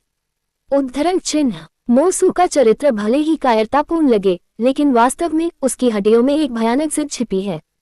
उसे जो करना है वह करेगा, चाहे परिणाम कुछ भी हो। उसका जीवन समाप्त करने की कोई संभावना नहीं है। मेरे पास उसे अपने हाथों से मार डालने के अलावा कोई विकल्प नहीं है। वह खुद से और निशुवान से नफरत करता है। उस समय मैंने उसे हजारों सालों तक आपका अनुसरण करने के लिए कहा था, दूसरी प्राथमिकता के रूप में स्वर्गीय तलवार की खेती करने के लिए। यह आपकी लापरवाही थी जिसने उसके व्यामोह को दूर किया। ये वास्तव में मेरे जीवन की सबसे बड़ी गलती थी। उद्धरण चिन्ह। नी हुआन की उंगलियां खून से सनी धरती में गहराई तक धंस गईं और उसके शरीर पर अनगिनत घाव थे, लेकिन वे उसे कोई दर्द महसूस नहीं करा सके। वे आंखें जो हमेशा मुस्कुराहट और बेफिक्री से भरी रहती थीं, अब दयनीय उलझन की स्थिति में थीं। स्वर्ग हत्या करने वाली पैतृक तलवार और दुष्ट शिशु के 10,000 क्लेश चक्र का अस्तित्व निस्संदेह दुनिया का सबसे भयानक सत्य है, और मोह ही एकमात्र ऐसा व्यक्ति है जो इसे जानता है। अनगिनत वर्षों से वह इसे अकेले ही ढो रहा है और कभी किसी को नहीं बताया, क्योंकि भले ही वह सृष्टि का देवता हो, अगर उसे यह सत्य पता चल गया तो वह जीवन भर के लिए फंस जाएगा और उसे सांस लेने में भी मुश्किल होगी। इसमें कोई आश्चर्य नहीं कि प्रथम सृष्टिकर्ता परमेश्वर के रूप में वह जीवन भर अपने ही मार्ग पर अडिग रहता है, उससे कभी विचलित नहीं होता और लगभग सतर्क रहता है। अंत में निजुआन ने एक ऐसी आवाज निकाली जो पहले की तुलना में कई गुना अधिक सूखी थी। मुझे बताओ, यदि स्वर्ग हत्या करने वाली पैतृक तलवार का मिशन स्वर्ग के मार्ग को नया रूप देना है, तो दुष्ट शिशु के 10,000 क्लेशों के चक्र का मिशन क्या है? मोई ने सिर्फ 5 शब्दों में कहा, मानवता का शुद्धिकरण। उद्धरण चिन्ह। निहुआन के पूरे शरीर में रक्त प्रवाह अचानक रुक गया। बुराई की भावना अच्छाई और बुराई के बीच होती है, किसी का पक्ष लिए बिना। शिशु को अपनी प्रारंभिक भावना मानते हुए यह अत्यंत शुद्ध और पवित्र होती है, जिससे ये दुनिया से अच्छाई या बुराई को बहुत सीधे तौर पर ग्रहण और अनुभव कर सकती है। यदि संसार में उसके पास अधिक प्रेम और दया होगी तो वह संसार के लिए लालची होगी, संसार की रक्षा करेगी और आशीर्वाद का चक्र बन जाएगी। इसके विपरीत यदि उसने संसार में जो अनुभव किया है वह अधिकतर बुरा और क्रूर है, तो उसकी दृष्टि में संसार गंदगी और बुराई का संसार होगा और वह शांत संसार की आत्मा को शुद्ध करने के लिए हजारों विपत्तियां लाएगी। मोई ने स्तब्ध होकर कहा, जब तक मैंने पूर्वज तलवार आत्मा से ये सब सीखा, तब तक राक्षसों ने पहले ही सबसे गलत और मूर्खतापूर्ण काम कर लिया था।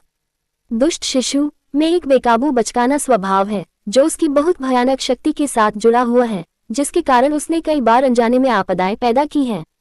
अगर उसे लंबे समय तक सहन किया जा सकता है, मार्गदर्शन किया जा सकता है और उसकी देखभाल की जा सकती है, तो वह धीरे धीरे दानव कबीले में एकीकृत हो जाएगी और एक आशीर्वाद बन जाएगी। दुनिया का पहिया। हालांकि दानव सम्राट के नियंत्रण से परे शक्ति ने राक्षसों को बेहद भयभीत कर दिया। अंततः उन्होंने उन्हें युद्ध में लुभाने, उन्हें सुलह देने के लिए अपने बचकाने विचारों का उपयोग करने का फैसला किया और फिर उन्हें मौत के घाट उतारने के लिए सभी दानव सम्राटों और दानव देवताओं की शक्ति इकट्ठा की। यह शाश्वत मुहर है। उद्धरण चिन्ह। तो फिर इसे एक शाश्वत मुहर के रूप में लेना ही बेहतर है, वरना अगर वह मुहर से छुटकारा पा लेती है तो वह बहुत क्रूर हो जाएगी। मैं तो कल्पना भी नहीं कर सकता कि लाखों विपत्तियां कितनी भयावह होंगी। उद्धरण चिन्ह। स्वर्ग विनाशकारी पैतृक तलवार धीरे धीरे नीचे गिरी, जिससे एक हल्की ध्वनि हुई। मोई ने पलटकर देखा, उसकी पीठ शुरुआत में भूरे आकाश की तरह उजाड़ थी। निहुआन, आप और मैं आज आपकी बेटी के भाग्य का फैसला करने के लिए लड़ेंगे, और वह निर्माता भगवान और दानव सम्राट के संयोजन से पैदा हुई एक विधर्मी है, इसलिए कोई फर्क नहीं पड़ता कि क्या होता है, मुझे जीतना ही होगा, भले ही मैं बल से न जीतूं। वह धीरे धीरे आगे बढ़ा और भारी तलवार ताइचू भूमि पर धीरे धीरे फैलते निशान में बदल गई। उनकी आवाज भी इस ग्रहणग्रस्त आदिम दुनिया में भारी गूंजती थी। मैं ये देखने में असमर्थ हूँ कि वर्तमान कारण क्या परिणाम लाएगा, लेकिन कम से कम जब तक मैं जीवित हूँ, देवताओं और राक्षसों का मिलन अवरुद्ध हो गया है।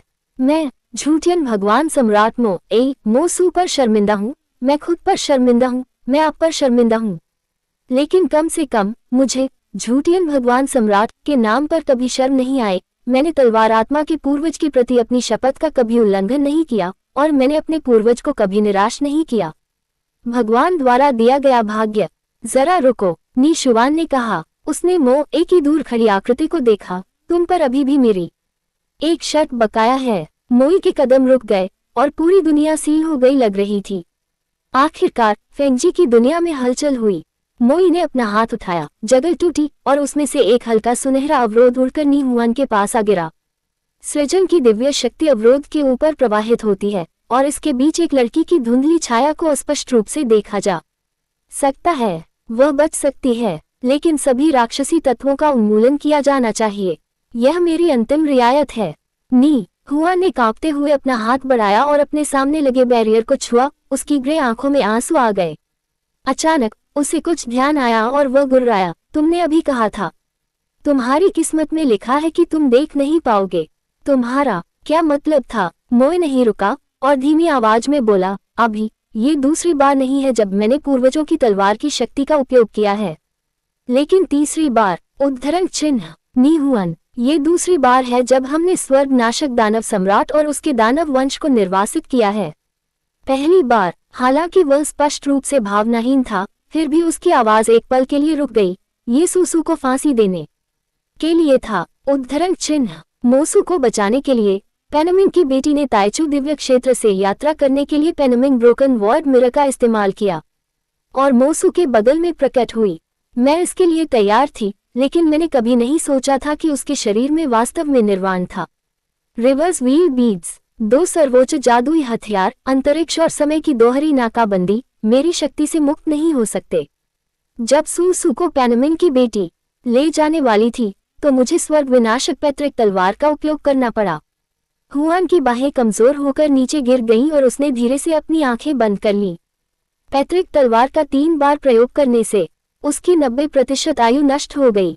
संस्थापक ईश्वर द्वारा सृजित एक आत्मा के रूप में मैं स्वर्ग संहारक दानव सम्राट को नष्ट कर दूंगा और उसके वंश का सफाया कर दूंगा। यह अपराध अक्षम्य है। मैं उसे अपने प्राण देकर इसका बदला चुकाऊंगा। स्वर्ग संहारक वंश भी सदा सदा के लिए आगे बढ़ेगा। मैंने अपने स्वार्थ के कारण अपने ही हाथों से अपने बेटे को मार डाला। मैं पिता बनने के योग्य नहीं हूँ, मैं भगवान बनने के योग्य नहीं हूँ, मैं इंसान बनने के योग्य नहीं हूँ, और मैं इस दुनिया में रहने के योग्य नहीं हूँ। उसने पीछे मुड़कर देखा और अंततः नी हुआन को गहरी नजर से देखा। ये हमारी विदाई है और हम फिर कभी नहीं मिलेंगे। अपना ख्याल रखना मेरे एकमात्र सच्चे दोस्त। जैसे ही वह आगे बढ़ा, अचानक ठंडी हवा चलने लगी और उसके लंबे बालों पर बर्फ के सफेद धब्बे पड़ गए। धूसर दुनिया में केवल नी हुआन का आंकड़ा शेष है। जीवन साथी, प्रिय मित्रों, भाई, आस्था, सही या गलत। उसने अपना हाथ उठाया और हथेली से अपना चेहरा पकड़ लिया। उसकी 5 उंगलियों के जोड़ इंच टूट गए थे, लेकिन फिर भी वह अपनी सिसकियों को दबा नहीं पाया जो लगातार बह रही थी। जीवन का मंदिर। उसने जी युआन से वादा किया था कि वह जीवन सृजन के देवता लीसू को कभी नहीं देखेगा और जीवन मंदिर के पास भी कभी नहीं जाएगा। उसने अपना वादा तोड़ दिया।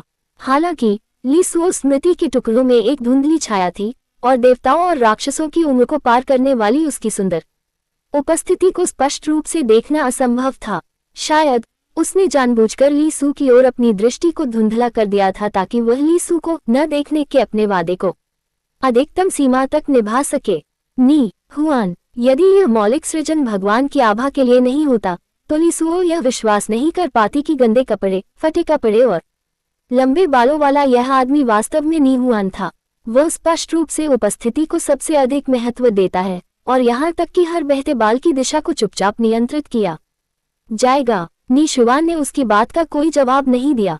वह धीरे धीरे आगे बढ़ा। हर कदम बहुत कठोर और भारी था। उसने अपने हाथ में पकड़े बर्फ की ताबूत को धीरे से जमीन पर रख दिया। अंदर एक सोती हुई लड़की किसी खूबसूरत चीनी मिट्टी की गुड़िया की तरह चुपचाप लेटी हुई थी। नचे ने एक नजर में ही पहचान लिया, ये हंगर था। अनंत धुरी। लीसू ने धीरे से सोचा, वह कौन है? मेरी बेटी। नी हुआन के होंठ मुश्किल से खुले और बंद हुए और उसकी आवाज धातु के घर्षण की तरह सूखी थी। लीसुओ बहुत देर तक अवाक रही। मैंने उसकी अधूरी आत्मा को नया आकार दिया, लेकिन मैं उसकी आत्मा को पूरी तरह से फिट नहीं कर सका। विशेष रूप से तलवार की आत्मा, जिसका अस्तित्व होना चाहिए, क्योंकि उसकी माँ स्वर्ग दहनकारी दानव सम्राट के पास एक तलवार आत्मा है। ये नियति है कि उसकी आत्मा का एक आधार भी तलवार आत्मा ही है। लीसू, केवल तुम ही यह कर सकते हो। उद्धरण चिन्ह ... मैं समझ गया। लीसू ने ज्यादा कुछ पूछे बिना थोड़ा सिर हिला दिया। धन्यवाद। उसने 2 शब्द बुदबुदाए। कुछ देर तक शाश्वत केंद्र में बैठी लड़की को गौर से देखा, फिर मुड़ा, अपने पैर घसीटे और सुन्न होकर बाहर चला गया। नी हुआन, लीसू ने उसे पुकारा, क्या हुआ तुम्हें? जुआन ने ऐसी आवाज निकाली जो कभी भी मौलिक सृजन भगवान की नहीं थी। मैंने एक बड़ी गलती की। तो क्या हुआ अगर तुम गलत हो? लीसू ने फुसफुसाते हुए कहा, तुमने एक बार मुस्कुराते हुए कहा था कि दुनिया में ऐसा कोई प्राणी नहीं है जो गलतियां न कर सके। जब तक हृदय का मूल बुरा नहीं है, तब तक गलतियों से बंधे रहने की कोई जरूरत नहीं है। लेकिन तुम्हें खुद को सुधारने, अपनी गलतियों से जागने और सही गलत का भेद समझने की पूरी कोशिश करनी चाहिए। नी शुआन ने धीरे से कहा, ऐसा इसलिए है क्योंकि कुछ गलतियों को माफ किया जा सकता है और कुछ गलतियों को माफ नहीं किया जा सकता। लीसू एक पल के लिए चौंक गए और फिर उन्हें सांत्वना दी, चाहे वह दिव्य दुनिया हो या निचली दुनिया, आप हमेशा सभी आत्माओं द्वारा सबसे अधिक सम्मानित सृजन देवता रहे हैं। ऐसे अनगिनत परिवार हैं जिन्हें आपका महान अनुग्रह प्राप्त हुआ है। आपने सभी दुनियाओं के लिए जो दयालुता छोड़ी है, मैं उन्हें अनंत काल तक इसकी प्रशंसा करना चाहता हूँ। सृष्टि, विश्व, ईश्वर, उन्होंने ये 3 शब्द बुदबुदाए जो बेहद परिचित थे, लेकिन उनकी आंखों में कोई रंग नहीं था। मैं अब सृष्टि का देवता होने के योग्य नहीं हूँ, और अब इस दुनिया में तत्व सृजन का कोई देवता नहीं है। सुओ, निशुवान ने आगे देखा, उसकी आंखें खाली थीं। मैंने बड़ी विपत्तियां पैदा की हैं, और मैं धर्मी होने के योग्य नहीं हूँ। मैं कभी भी अपने दिल में बुराई में नहीं पड़ा। अगर मैं अभी भी किसी देवता के नाम के योग्य हूँ, तो उसे शैतान भगवान अपने शरीर से जीवन सृष्टिकर्ता परमेश्वर ने अत्यधिक निराशा, अत्यधिक खेद, अत्यधिक घृणा, स्वयं के प्रति घृणा महसूस की। हुआन के भारी कदम अचानक रुक गए। लीसू, उसने पूछा, क्या कोई ऐसी जगह है जहां बिना किसी के द्वारा परेशान किए सोया जा सके? उनका हर शब्द बहुत कर्कश और थका हुआ था, आयामों और वर्षों के पार, यहाँ तक कि युनचे भी नी हुआन के दर्द और वास्तविकता और भाग्य से बचने को स्पष्ट रूप से समझ सकता था। लीसू की भावनाएं निस्संदेह युनचे से 1000 गुना ज्यादा खराब थीं। उसने उसे रोका नहीं, बल्कि धीरे से कहा, दक्षिणी क्षेत्र त्यानमिंग टावर के नीचे। तुम कब तक चैन से सोना चाहती हो? नी जुवान ने कहा, मुझे नहीं पता। शायद लाखों वर्ष, शायद करोड़ों वर्ष। जब तक मेरी चेतना जागने को तैयार न हो जाए, यह हो सकता है कि वह कभी न जाग पाए। सुओ, मेरी बेटी, मैं तुम्हें उसके लिए एक उपयुक्त पहचान और मंजिल ढूंढने की जिम्मेदारी सौंपती हूँ। उसे उसके जीवन के अनुभव मत बताना। मैं बस यही उम्मीद करती हूँ कि वह बेफिक्र रहेगी और इस जीवन में शांति और खुशी का आनंद उठाएगी। बस इतना है कि इस दयालुता का बदला चुकाना कठिन है। उसने अपना सिर घुमाया और अपने होठों के कोनों को थोड़ा सा हिलाया। वह मुस्कुराने, आभार व्यक्त करने और एक सभ्य विदाई देने की पूरी कोशिश कर रहा था। हालांकि अनगिनत वर्षों तक वह हमेशा मुस्कुराते रहे, लेकिन अब वह मुस्कुरा नहीं पाते थे, मानो वह मुस्कुराना भूल गए हो।